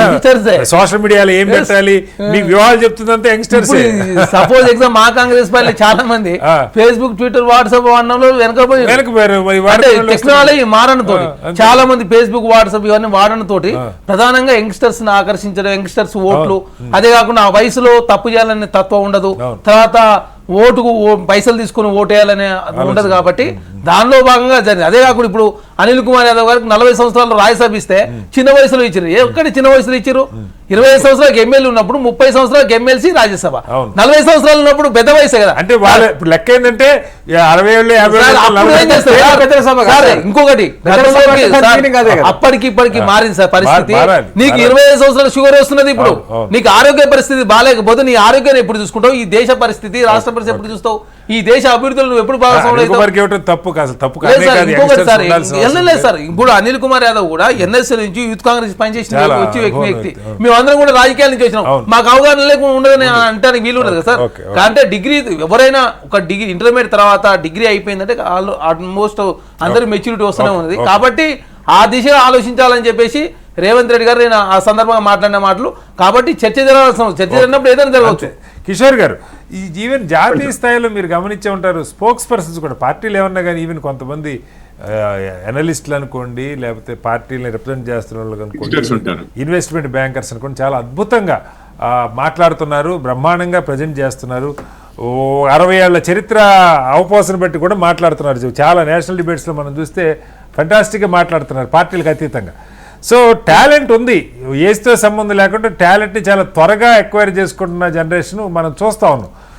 దీని మీద కాస్త ఇప్పుడు పార్టీల్లో ఒక చర్చ జరిగితే నిజంగా బహుశా అన్ని పార్టీలు అనుకుంటే యునానిమస్గా కూడా పాస్ చేయొచ్చు ఇట్లాంటి బిల్లు. ఎందుకంటే రేపు రాబోయే మీరు జమిలి పెడతారా, డీలిమిటేషన్ చేస్తారా, పార్లమెంట్ సైజు పెరగబోతుంది, ఇవన్నిటితో పాటుగా ఒక కొత్త మార్పుకి అవకాశం ఉంటుంది. ఉమెన్ రిజర్వేషన్ ఇట్లాంటివన్నీ ఏంటి సార్, ఏం చెప్తారు? తప్పనిసరిగా అందుకే ఆలోచించవలసిన విషయం అండి. కానీ ఆలోచనలో ఒక సైకలాజికల్ డెవలప్మెంట్ కి ఏం జరుగుతుంది. ఇప్పుడు మన దేశంలోనే మీరు చూడండి, అమ్మాయిలకేమో 18 సంవత్సరాలు అంటారు మ్యారేజ్ కి, 21 సంవత్సరాలు. వివిధ రకాలుగా ఉన్నాయి. మతాలను బట్టి ఒక్కొక్కసారి ఆ ఏజ్ కూడా మారిపోతుంది. ఈవెన్ 18 కూడా అవసరం లేదని చెప్పి సుప్రీంకోర్టులు కూడా చెప్పిన, హైకోర్టు చెప్పిన దాఖలాలు ఉన్నాయి మత ఆచారాలను బట్టి.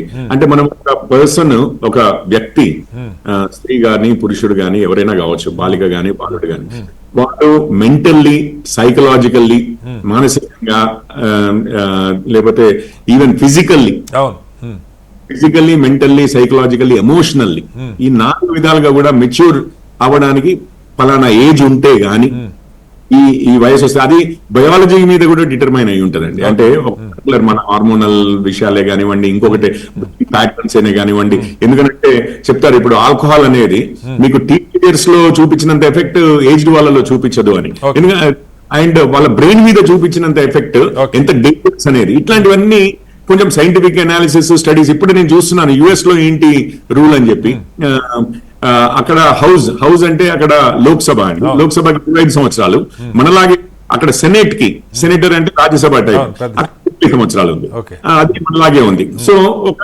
గ్లోబల్లీ కూడా ఈ క్వశ్చన్ మన దగ్గరే అయి ఉండదు అని నేను అనుకుంటున్నాను. ప్రపంచంలో యుఎస్ లో marriageable age 18 for boys and girls ఇద్దరికి కూడా. సో ఇది లేదు, 18 సంవత్సరాలకు పెళ్లి చేసుకోవచ్చు. సో వీటన్నిటి మీద వివిధ స్టడీస్ కూడా గ్లోబల్ గా చాలా ఉంటాయి, దేశాల్లో జరిగి ఉంటాయి. మనకి ఏంటంటే ఇంకొక రోజు 2 రోజుల్లో వ్యవధి ఉంటే మనం నిజంగానే కాస్త మనం కూడా అవగాహన పెంచుకునే అవకాశం ఉంటది. అప్పుడు మనం ఇంకా క్లియర్ గా మాట్లాడొచ్చు అని నా అభిప్రాయం అండి. ఇప్పుడు వారు ఎత్తారు, నేను అంటున్నాను దాన్ని అయితే కన్సిడరేషన్ లోకి తీసుకుని తప్పనిసరిగా డిబేట్ చేయవలసి, అందులో పెద్దగా తీసి పక్కకు పడేయవలసిన అవసరం లేదు అనేది నా అభిప్రాయం అండి. అయిపోయేదని కాదు, ఎగ్జాక్ట్లీ. కానీ ఒక్క విషయం అండి, ఇంతకుముందు చాలా అందరూ అన్నారు, ఎస్పెషల్లీ వాసుదేవ్ రెడ్డి గారు అనుకుంటా అన్నాను. ఇప్పుడు ఇదే ప్యానెల్లో నేను ఒకటే విషయం చెప్తాను, ఈ కులగణనైనా ఇటు వయో పరిమితి తగ్గించిన యువత కాదు బీసీలు కాదు అని చెప్పేసి ఎమ్మెల్యే టికెట్లు రాని వాళ్ళు ఉన్నారు ఈ దీంట్లో అని చెప్పి నేను అనుకోవట్లేదు. వాటి రిమైనింగ్ ఫ్యాక్టర్స్ వేరే ఉన్నాయి సార్. ఓకే మీరు చెప్పి బ్యాగుల్లో కాదు పాపం, బ్యాగుల్లో అందరి దగ్గర బ్యాగుల్లో పెద్ద పెద్ద సూట్ కేసులు లేవు అంటారు. Okay right. గౌరీశంకర్ గారు, కాంగ్రెస్ వారికి తెలుసు బాగా, ఇది గౌరీశంకర్ అందరికీ తెలుసు సార్, మళ్ళీ దానిలో వాళ్ళు నేను తేడా లేదు. గౌరీశంకర్ ఇక్కడ అంటే ఈవెన్ యువకుడు ఉన్నాడు కదా సార్, నేను అనేది అందుకని యువకుడు ఉన్నాడు, చరణ్ కౌశిక్ యాదవ్ ఉన్నాడు ఇక్కడ, అందుకని నేను చెప్తున్నాను సార్. గౌరీశంకర్ గారు ఇంకొక పాయింట్ కూడా, ఈవెన్ జర్నలిస్టులు, ఈవెన్ సోషల్ మీడియాలో బాగా యాక్టివ్గా పనిచేస్తున్న వాళ్ళు కూడా చాలా చిన్న ఏజ్లోనే పొలిటికల్గా అర్థం చేసుకుంటున్నారు, బ్రహ్మాండంగా మాట్లాడుతున్నారు. విలేకరులు, మీరు జర్నలిజానికి చెందిన వాళ్ళు బోల్డ్ అంతమందిని యంగ్స్టర్స్ని చూస్తూ ఉన్నారు, ప్రజెంట్ చేస్తున్న వాళ్ళు. సో ఈ ఆలోచన ఎలా ఉంది? నథింగ్ రాంగ్, డిఫరెంట్ డిస్కస్ చేయాలి. అంటే ఓవర్ పీరియడ్ ఆఫ్ టైమ్స్ చాలా చేంజెస్ వచ్చాయి, మార్పులు. నా పబ్లిక్ లో కూడా చాలా వాళ్ళకి అవగాహన వచ్చింది. You have technology, you have facilities ఉన్నాయి మనకు. ట్విట్టర్ కానీ, ఫేస్బుక్ కానీ, లేకుంటే మనకి మొబైల్స్ వచ్చినాక చాలా మార్పులు వచ్చేసాయి. పబ్లిక్ నాలెడ్జ్ కూడా చాలా పెరిగింది. 2 నిమిషాలు గూగుల్ పెట్టి చూస్తాను. ఇప్పుడు నేను 78 లో జర్నలిజం లో జాయిన్ అయినప్పుడు ఒక సిస్టమ్ ఉండేది. ఫస్ట్ ప్రూఫ్ రీడింగ్ లో చేయాలి, సెక్రటరీ గా పని చేయాలి, తర్వాత 10 ఏళ్ల తర్వాత రిపోర్టర్ ఉండేది. అప్పుడు ఆ పెద్ద సిస్టమ్ ఉండేది. రిపోర్టర్ గా పంపించాలన్నా కూడా జనరల్ రిపోర్టింగ్ ముందు, జిహెచ్ఎంసీ బీట్ ముందు, తర్వాత పొలిటికల్ రిపోర్టింగ్ మళ్ళీ ఒక 5 ఏళ్ళు అట్లా. అప్పుడు that was the system. Because you gain experience, అప్పుడు తర్వాత you have to report it. అంటే వెరీ కేర్ఫుల్ ఉండే. ఇప్పుడైతే అవన్నీ ఏం లేదు సార్, ఇప్పుడు అంతా ఆల్మోస్ట్ పోయింది. ఎనీబడి కెన్ నౌ బికమ్ 25 ఏళ్ళు కూడా ఎడిటర్ అయిన వాళ్ళు ఉన్నారు ఇప్పుడు. That system has gone. But ultimately maturity does suddenly matters అండి, లేదని కాదు. బట్ బికాస్ నా 25 years కి చేద్దాం అన్నప్పుడు, 21 years కి చేయాలన్నప్పుడు definitely they should be some discussion చేయాలి. At the same time curriculum లో కూడా మార్పులు తేవచ్చు, ఎడ్యుకేషన్ లో కూడా. People if they really wanted to pursue politics as a vocation గా, వాళ్ళకు పబ్లిక్ అడ్మినిస్ట్రేషన్ కానీ, లా కానీ, ఇవన్నీ కొన్ని సబ్జెక్ట్ పెట్టుకొని వాళ్ళని దాంట్లో కూడా ఒక ప్రొఫెషన్సీ చేసుకోవచ్చు. లాలో మనం ఎట్లా ఉన్నాయో ప్రొఫెషన్ కి, మెడికల్ ఎట్లా ఉంది, దీనికి పాలిటిక్స్ లో కూడా పొలిటికల్ ప్రొఫెషన్ తీసుకున్నప్పుడు. కానీ ఒక మంచి పాయింట్ ఇందాక కిషోర్ గారు రైజ్ చేశారు సార్. నిజంగానే మనం అందరం దేశం అంతా మిస్ అవుతున్నది. మరి ఇప్పుడు దాకా ఎప్పుడు చర్చ జరగదు, నాకు ఇప్పుడు సడన్గా ఆలోచన వచ్చింది. ఈవెన్ ఐఏఎస్ అయినా ఐపీఎస్ అయినా ఏదైనా కూడా వాళ్ళకి ఒక 2 ఏళ్ళు ట్రైనింగ్ ఉంటుంది. మనకి నిజంగా ఫస్ట్ టైం ఎమ్మెల్యేగా వాళ్ళ ఏజ్ అసలు ఏ సంగతి పక్క పెడతాం కాసేపు. ఫస్ట్ టైం ఎమ్మెల్యే అయిన వాళ్ళకు కూడా మీరు చెప్పాలి, మరి నా కనీసం ఒక 2 రోజుల పూర్తి స్థాయి శిక్షణలా కూడా ఏమి అధికారికంగా ఉన్నట్టయితే నాకు లేదు. పార్టీలు జరుపుకుంటాయి. ఎన్ని రోజులు ఉంది సార్? 2 days 3 days చేస్తారు వాళ్ళు. అంటే పర్టికులర్లీ మనకి అసెంబ్లీలో వాళ్ళకి స్పీకర్స్ కిట్ వచ్చేది, వాళ్ళకు కిట్ ఇస్తారు. కిట్ లో బేసిక్ గా assembly rules and regulations, assembly rules and hand book అవి ఇస్తారు. బట్ మ్యాండేటరీగా ట్రైనింగ్ లాగా ఏమైనా ఉందా విధిగా ట్రైనింగ్ చంద్రబాబు నాయుడు గారు చేశారు. మన ఎన్టీ రామారావు గారు మ్యాండేటరీ అంటే ఒకవేళ ఆ ట్రైనింగ్ లో పాస్ అవ్వకపోతే డిస్క్వాలిఫై అవుతారా? అటెండ్ పాస్ అయిన అటెండ్ కాకపోతే చంద్రబాబు నాయుడు గారు క్లాసెస్ కండక్ట్ చేశారు. నేనంటే నాయకులు చాలా మంది కండక్ట్ చేశారు కాదు. గౌరీశంకర్ గారు నా పాయింట్ ఏంటంటే పెట్టారు. అదే అవగాహన సదస్సు పెడతారు, వాళ్ళ పార్టీ నాయకులు చంద్రబాబు గారు పెట్టారు కానీ తెలుగుదేశం ఎమ్మెల్యేలు అంతా హాజరవుతారు. అది కాదు సమస్య. విధిగా అటెండ్ కాకపోతే పార్టీలకు అతీతంగా స్పీకర్ గారి ఆధ్వర్యంలోనో లేకపోతే అసెంబ్లీ సెక్రటరీ గారి ఆధ్వర్యంలోనో కొంతమంది ఎక్స్పర్ట్స్ ప్రొఫెషనల్ పిలిపించి ఒక 1 or 2 days మ్యాండేటరీ ట్రైనింగ్ అది అయితేనే తీసుకోపోతే ఎట్లయితే ఎమ్మెల్యే కాదో ఈ ట్రైనింగ్ కాకపోతే ఫస్ట్ టైం ఎమ్మెల్యేలు అలా ఏం లేదు కదా. లేదండి, ఇన్ఫార్మల్ గా చేసిన కేసెస్ రాజశేఖర రెడ్డి పీరియడ్ లో కొన్ని కేసెస్ చేశారు. అప్పుడు ఒక 1-2 days ఏదో చేశారు. వాళ్ళ లైబ్రరీస్ కూడా ఉన్నాయి, వాళ్ళ మంచి లైబ్రరీస్ కూడా ఉన్నాయి మన అసెంబ్లీలో. అయితే బట్ మన 21 years కి చేయాలన్నప్పుడు definitely yes this kind of training classes conduct చేస్తే బాగుంటది. బుక్స్ కూడా కరికులం కూడా కొన్ని చేంజెస్ చేస్తే కూడా బాగుంటుంది. వాసుదేవ్ రెడ్డి గారు నిజంగానే ఇక్కడ ఒక పాయింట్, మన అసెంబ్లీలో ఇప్పుడే గౌరీశంకర్ గారు ఆయన అసెంబ్లీ కూడా రిపోర్ట్ చేస్తుంటారు. అద్భుతమైన లైబ్రరీలు ఉన్నాయి. ఇవాళ ఉన్న నాయకులు మరి ఎంతమంది ఆడుకుంటున్నారో నాకు తెలియదు కానీ నిజంగా ఇలాంటి జనరేషన్ వస్తే పార్టీలు కూడా సొంత ఇప్పుడు తెలుగుదేశం ఆఫీస్ అయితే నేను చాలా సంవత్సరాలు చూశాను, బీఆర్ఎస్ ఆఫీసులు కూడా అట్లా ఉండొచ్చు, కాంగ్రెస్లో కూడా ఇంప్రూవ్ అయ్యి ఉంటారు.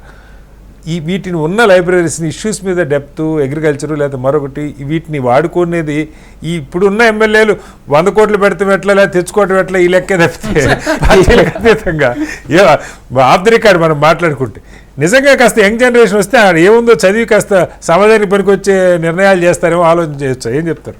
ఇప్పుడు ఇంకొకటి మీరు చెప్పంగా నేను మళ్ళీ గూగుల్లో సెర్చ్ చేశాను. ఈ మధ్యలో పార్లమెంట్ లో ఆమ్ ఆద్మీ పార్టీ ఎంపీ రాఘవ్ చెద్దా ఇటీవల పార్లమెంట్ లో మాట్లాడింది 25 నుంచి 21 తగ్గించాలని కూడా. వారు కూడా ఎందుకంటే 60% జనాభా 30 లోపు ఉన్నది దేశంలో, 50% జనాభా 25 ఏళ్ల లోపు ఉన్నారని చెప్పి వారు ఈ మధ్యలో పార్లమెంట్ లో కూడా మాట్లాడారు. యంగెస్ట్ పార్లమెంటేరియన్ పెళ్ళైంది ఆయనకి చెద్దా గారికి. సో ఈ మీరు అన్నట్టు ఈ ఏజ్కి సంబంధించింది కొత్త యూత్ ఎక్కువ కసితోటి ఉంటాడు, ఏదో సాధించాలనే ఒక తపనతోటి ఉంటారు యూత్ అనేది. దానికి తగ్గట్టు మీరు అన్నట్టు ప్రతి రాజకీయ పార్టీలో ఆఫీసులో ఉండడంతో పాటు అసెంబ్లీలో పార్లమెంట్లో లైబ్రరీ ఉంటుంది. కానీ నేను చూసిన సందర్భాలు అయితే ఎక్కడ పెద్దగా ఉపయోగించుకున్నట్టు చాలా తక్కువ పర్సెంటేజ్. ఎందుకంటే నేనేమంటున్నా రాజకీయాలు ఉన్న వాళ్ళు బుక్ నాలెడ్జ్ తోటి ఏదైనా సాధించగలరు. అది చేసిన వాళ్ళు ఇప్పుడు మీరు అన్న పేర్లు మా పార్టీలో ఉన్న కేటీఆర్ గారు కావచ్చు, ఇంకా చాలా మంది హరీష్ రావు గారు కావచ్చు, డెఫినెట్లీ ఈ పుస్తక నాలెడ్జ్ ఉన్న వాళ్ళు ఏదైనా కూడా రాణించగలుగుతారు రాజకీయాలలో. ఎందుకంటే తెల్లారులైతే పబ్లిక్ లైఫ్ లో ఉండాలి కాబట్టి దాంతో కొంత నాలెడ్జ్ ఇంప్రూవ్ అవుతుంది. సో ఆ దిశగా ఆలోచన చేసి దేశవ్యాప్తంగా మరి పోరెడ్డి గారు వారి పార్టీలో కూడా చర్చింపించి ఏదైనా అక్కడ కూడా ఏమన్నా పార్లమెంట్లో, ఎందుకంటే రేపు సీట్లు కూడా అన్ని రాష్ట్రాల్లో పెరగబోతా ఉన్నాయి, దేశంలో కూడా పెరగబోతా ఉన్నాయి కాబట్టి కొత్తగా ఎవరన్నా ఒకరిద్దరైనా అందరు రాస్తారా అనేది రాజకీయ పార్టీ ఇంకొక అంశం ఉన్నదండి. మన ఎమ్మెల్యేస్ కూడా చాలా నేర్చుకోవచ్చు అండి. మనకు కొంతమంది అద్భుతంగా మాట్లాడతారు. మనకు కేసీఆర్ గారు ఉన్నారు, మనకి ఇంతకు ముందు నర్ర రాఘవరెడ్డి గారు, మనకు సిహెచ్ రాజేశ్వరరావు గారు, పాత స్పీచెస్ చూస్తే అటల్ బిహారీ వాజ్పేయి గారు అపోజిషన్ లీడర్స్ కూడా పరిగెత్తి వెళ్ళి ఆయన స్పీచెస్ వింటారు. ఎందుకంటే అద్భుతంగా మాట్లాడతారు. ప్రెజెంటేషన్స్ కానీ అటు ఒక తిట్లు ఇటు ఏమి ఉండదండి. అద్భుతమైన స్పీచ్ సబ్జెక్ట్ మీద మాట్లాడేవారు చాలా మంది ఉన్నారు. అలాంటి స్పీచ్ కూడా తగ్గిపోతుంది. ఇంకొకటి సీనియర్ నాయకత్వం కూడా ఏమైతుందంటే కొత్తగా ఏమన్నా అవకాశాలు ఇచ్చారు అనుకోండి, ఆ పార్టీలో నేను చూసిన చాలా పార్టీలో చూసినా చాలా ఉన్నాయి. వాళ్ళు పొద్దు ఇప్పుడే కదండి ఏజ్ వచ్చింది ఇంకుంటుంది, చాలా మంది ఏజ్ ఉన్నది ఆగు తొందరపడ ఇప్పుడే ఆగరాదు అనే ఒక భావన కూడా అవుతా ఉంది. ఇప్పుడు కొత్తగా 21 ఏళ్ళకి ఇస్తే అరే ఇప్పుడే వచ్చిన ఆగరాదే నువ్వు తర్వాత మాట్లాడుతావు అని అసెంబ్లీలో కూడా చెప్పిన ఒకవేళ తప్పిదారు ఒకరిద్దరు అత్తే కూడా వాళ్ళు ఏదైనా మాట్లాడాలనుకున్నా కూడా అవతల వాళ్ళు కౌంటర్ చేయడానికి ఆగు నీకు అనుభవం లేదు ఆగు అనే కాడికి కూడా మళ్ళీ ఒక చర్చ కూడా స్టార్ట్ అవుతుంది. మీరు ఏపీలో రామ్మోహన్ నాయుడిని చూస్తుంటారు, కింజరాపు అవునవును, రామ్మోహన్ చాలా నాయుడు యంగ్. అద్భుతంగా మాట్లాడుతున్నాడు. అంటే యంగ్ ఏజ్ పరంగా చాలా చిన్నోడు, కానీ అవకాశం వచ్చినప్పుడు ఆయన కేంద్ర మంత్రి పార్లమెంట్ లో. సో ఇట్లా అవకాశం ఇస్తే కదా చేసేది. చరణ్ గారు ఏం చెప్తారు? సార్ ఇక్కడ ప్రధానంగా 21 years అనేది మంచిదే, కానీ కాకపోతే ఇప్పుడు రాజ్యసభ కావచ్చు, కౌన్సిల్ కావచ్చు, అక్కడ ఇప్పుడు ఇక్కడ ఏమన్నా పొరపాటు జరిగినా కూడా అక్కడ సరిదిద్దడానికి అక్కడ సమర్థులు వచ్చినప్పుడు మాత్రం మళ్ళీ సిస్టమ్ చెరిపోకుండా ఉంటుంది. ఎందుకంటే ఈ మధ్యకాలం అంతా ఇండస్ట్రియలిస్ట్ కౌన్సిల్లో ఏజ్ గురించి కాదు, అక్కడ కౌన్సిల్లో రాజ్యసభలో 100 కోట్ల ఉన్న వాళ్ళకే నువ్వు రాజ్యసభ టికెట్, కౌన్సిల్ టికెట్ ఇస్తే ఇక్కడ అసెంబ్లీ ఏమన్నా తప్పు జరిగితే సవరించే వాళ్ళకు అక్కడ మంచి వాళ్ళు ఉండాలి కదా. కాబట్టి ఇక్కడ 21 years పెట్టినప్పుడు ఇది ఎంత ఇంపార్టెంట్ అక్కడ కూడా ఇంపార్టెంట్. ఎందుకంటే ఇండియా సిస్టంలో మొత్తం రాజకీయాలే కలుషితం అయిపోయింది సార్. ప్రతిపక్షము ఒకనాడు వాజ్పేయి గారైనా, రాజీవ్ గాంధీ గారు వాళ్ళంతా ఆ సిస్టమ్ వేరు సార్. ఇప్పుడు ప్రతిపక్షం అంటే అసెంబ్లీ రాకుండా మేము ప్రతిపక్ష నాయకుడు అసలు బైకాట్ చేసే పరిస్థితి వచ్చింది. బూతులు మాట్లాడే బూతులు ముఖ్యమంత్రి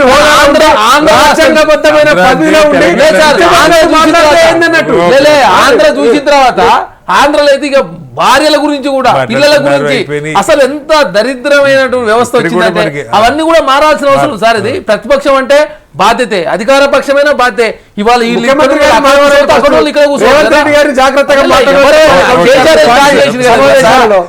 తెలంగాణలో కేసీఆర్ గారు స్టార్ట్ చేసిండు బూతులు.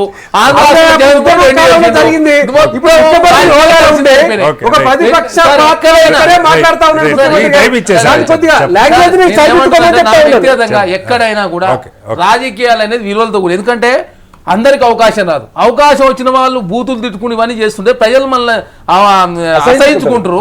తర్వాత తప్పుడు అభిప్రాయం పోతుంది. వాళ్ళు అట్లా చేసిన మనం ఎందుకు మాట్లాడుకోవద్దనే తప్పుడు అభిప్రాయం కూడా వస్తుంది. కాబట్టి రాజకీయాలు అనేది కలుషితం అయిపోయినాయి. అవన్నీ కూడా మారాలంటే చర్చ జరగాల్సిందే. కౌన్సిల్ అయినా రాజ్యసభ అయినా, ఒకప్పుడు కౌన్సిల్ రాజ్యసభ అవన్నీ ఇక్కడ ఏమైనా తప్పు జరిగితే సరిదిద్దేవాళ్ళు. ఇప్పుడు కౌన్సిల్లో ఇక్కడ ఏదైనా పార్టీ రాగానే ఎమ్మటే పార్టీ మారుతారు అక్కడ కూడా. కాబట్టి ఇవన్నీ మారాల్సిన అవసరం ఉంది. ఖచ్చితంగా 21 సంవత్సరాలు అనేది పరిశీలించాల్సిన అవసరమే. ఖచ్చితంగా 21 సంవత్సరాలకు హైదరాబాద్ మీద కూడా 21 సంవత్సరాలు సార్. ఎందుకంటే లోకల్ బాడీ 21 సంవత్సరాలు ఉన్నప్పుడు హైదరాబాద్ అనేది 1.5 ప్రజలు ఉంటారు. ఇక్కడ క్యాబినెట్ ర్యాంక్ ఇస్తారు. ఏదైతే క్యాబినెట్ మంత్రికి ఏదైతే అవకాశం అక్కడ ఇక్కడ అవకాశం వస్తుందంటే ఐఏఎస్ వస్తున్నది, ఒక క్యాబినెట్ లోకల్ బాడీలో వస్తున్నది. చాలా వాటికి క్యాబినెట్ ర్యాంకులు కూడా ఉన్నాయి. కాబట్టి ఇది ఆలోచించదగ్గ విషయమే. అదే కాకుండా అడ్వకేట్స్ కావచ్చు, అదేవిధంగా సాఫ్ట్వేర్ లో పనిచేసే వాళ్ళంతా కూడా చాలా యంగ్స్టర్స్ మాత్రం రిజల్ట్ ఎక్కువ పర్సంటేజ్ వీళ్ళ వల్లనే అవుతుంది. కాబట్టి యంగ్స్టర్స్ వచ్చినట్లయితే ఖచ్చితంగా కొత్త అన్వేషణ జరుగుతుంది, కొత్తగా ఆలోచిస్తారు, ఎక్కువ తిరిగే అవకాశం ఉంటుంది. కాబట్టి దేశానికి రాష్ట్రానికి ఉపయోగపరమైన నిర్ణయాలు తీసుకునే అవకాశం ఉంటుంది. రైట్. ఆఖరిగా గౌరీశంకర్ గారు కంక్లూడ్ చేయండి. సో దీన్ని డెఫినెట్ గా దీన్ని డిస్కస్ చేసి డిబేట్ చేయాలి. డెఫినెట్ గా ఆలోచన చేద్దాం. ఎందుకంటే యూత్ కి ఛాన్స్ ఇచ్చినప్పుడు రీసెంట్ గా మనం ఎలక్షన్స్ లో చూసాము, రాహుల్ గాంధీ గారు చాలా మంది యూత్ కి ఛాన్స్ ఇచ్చాడు. అండ్ పోస్ట్ కూడా వాళ్ళకు ఫ్రంటల్ ఆర్గనైజేషన్, పర్టికులర్లీ వాళ్ళ యూత్ కాంగ్రెస్ కానీ, వాళ్ళకి ఎన్ఎస్యుఐ కానీ వాళ్ళకు పోస్ట్ ఇవ్వాలన్నప్పుడు ఈ దీంట్లో చాలా కొంతమంది ఎమ్మెల్యే టికెట్స్ ఇచ్చారు, ఎంపీ టికెట్స్ ఇచ్చారు, కార్పొరేషన్ చైర్మన్ ఇచ్చారు. ఇట్స్ ఎ గుడ్ అండి, it's a very good opportunity for youth. వాళ్ళు ఎన్నో రోజులు తిరుగుతూ ఉంటారు, పార్టీలో తిరిగిన వాళ్ళు ఉన్నారు. కానీ first time I think lot of youth కి ఆపర్చునిటీస్ ఇచ్చారు. అట్ ద సేమ్ టైం మనం దీంట్లో కూడా కన్సిడర్ చేయొచ్చు, ఏజ్ లోవర్ చేసుకొని వాళ్ళకి మంచి ట్రైనింగ్ ఇచ్చేయచ్చు, వాళ్ళకు ఎడ్యుకేషన్ కరికులం కూడా లేదు, వాళ్ళకు క్రాష్ కోర్సెస్ కూడా కండక్ట్ చేయొచ్చు, మంచిగా చేసుకొని తప్పేం లేదు, నథింగ్ రాంగ్. Right sir. మొత్తంగా అటు కులగండకి సంబంధించి తెలంగాణలో జరుగుతున్నటువంటి ప్రయత్నంలో కొన్ని చోట్ల ఎన్యూరేట్ల మీద ఒత్తిడి ఉన్నదనే వార్తలు వస్తున్నాయి. అలాగే ప్రజలు మరింతగా భాగం కావడానికి కొన్ని అపోహలు, ఒకవేళ ఇవి జరిగితే మాకున్నటువంటి పథకాలు ఏమైనా తీసేస్తారేమన్న భయం ఉంది. ప్రభుత్వం అయితే స్పష్టంగా చెప్తున్నది ఏ పథకాలు తీసేయటం కోసం కాదు, మరింతగా నిధుల్ని పెంచడం కోసం విద్యార్థులకు ముఖ్యంగా అని చెప్పి ముఖ్యమంత్రి గారు చెప్తున్నారు. అయితే జరగటంలో 4 రోజులు ఆలస్యమైనా సమగ్రంగా జరగాలని నిపుణులు చెప్తూ ఉన్నారు. దాంతోపాటుగా ఏదైతే ముఖ్యమంత్రి గారు నిన్న మాక్ అసెంబ్లీలో ఒక ప్రపోజల్, అక్కడ ఒక తీర్మానం కూడా జరిగింది. ఎన్నికల్లో పోటీ చేసే వయసు చట్టసభలకి 21కి తీసుకురావాలి, 25 నుంచి అని చెప్పి ఒక ప్రపోజల్ చేశారు. నిజంగా అనేక రంగాల్లో దేశంలో జనాభా రీత్యా 50% పైగా ఉన్నటువంటి యువత 60-70% దాకా 30-35 ఏళ్ళ లోపే ఉన్నారు. 25 సంవత్సరాల లోపు వాళ్ళు దాదాపు 50% ఉన్నారంటున్నారు. చట్టసభల్లో అది బహుశా ప్రాతినిధ్య ప్రజాస్వామ్యానికి కూడా ఒక మంచి మేలు అవుతుంది. అయితే దీని మీద పార్లమెంట్లో చర్చ జరగాలి, పార్టీలు కలిసి రావాలి, మంచి జరగాలని కోరుకుంది. నిజంగా యువతకు అవకాశాలు వస్తే ఇవాళ ఉన్నటువంటి కొంత కుళ్ళు రాజకీయాలు ప్రక్షాళన అయ్యే అవకాశం కూడా ఉంది. ప్రక్షాళనకు కూడా అది ఉపయోగపడుతుంది. యువత వాళ్ళ భవిష్యత్తును దృష్టిలో పెట్టుకొని రాజకీయంగా మరింత వేగంగా మార్పులు తేవడానికి కూడా పూనుకునే అవకాశం అయితే ఉన్నది.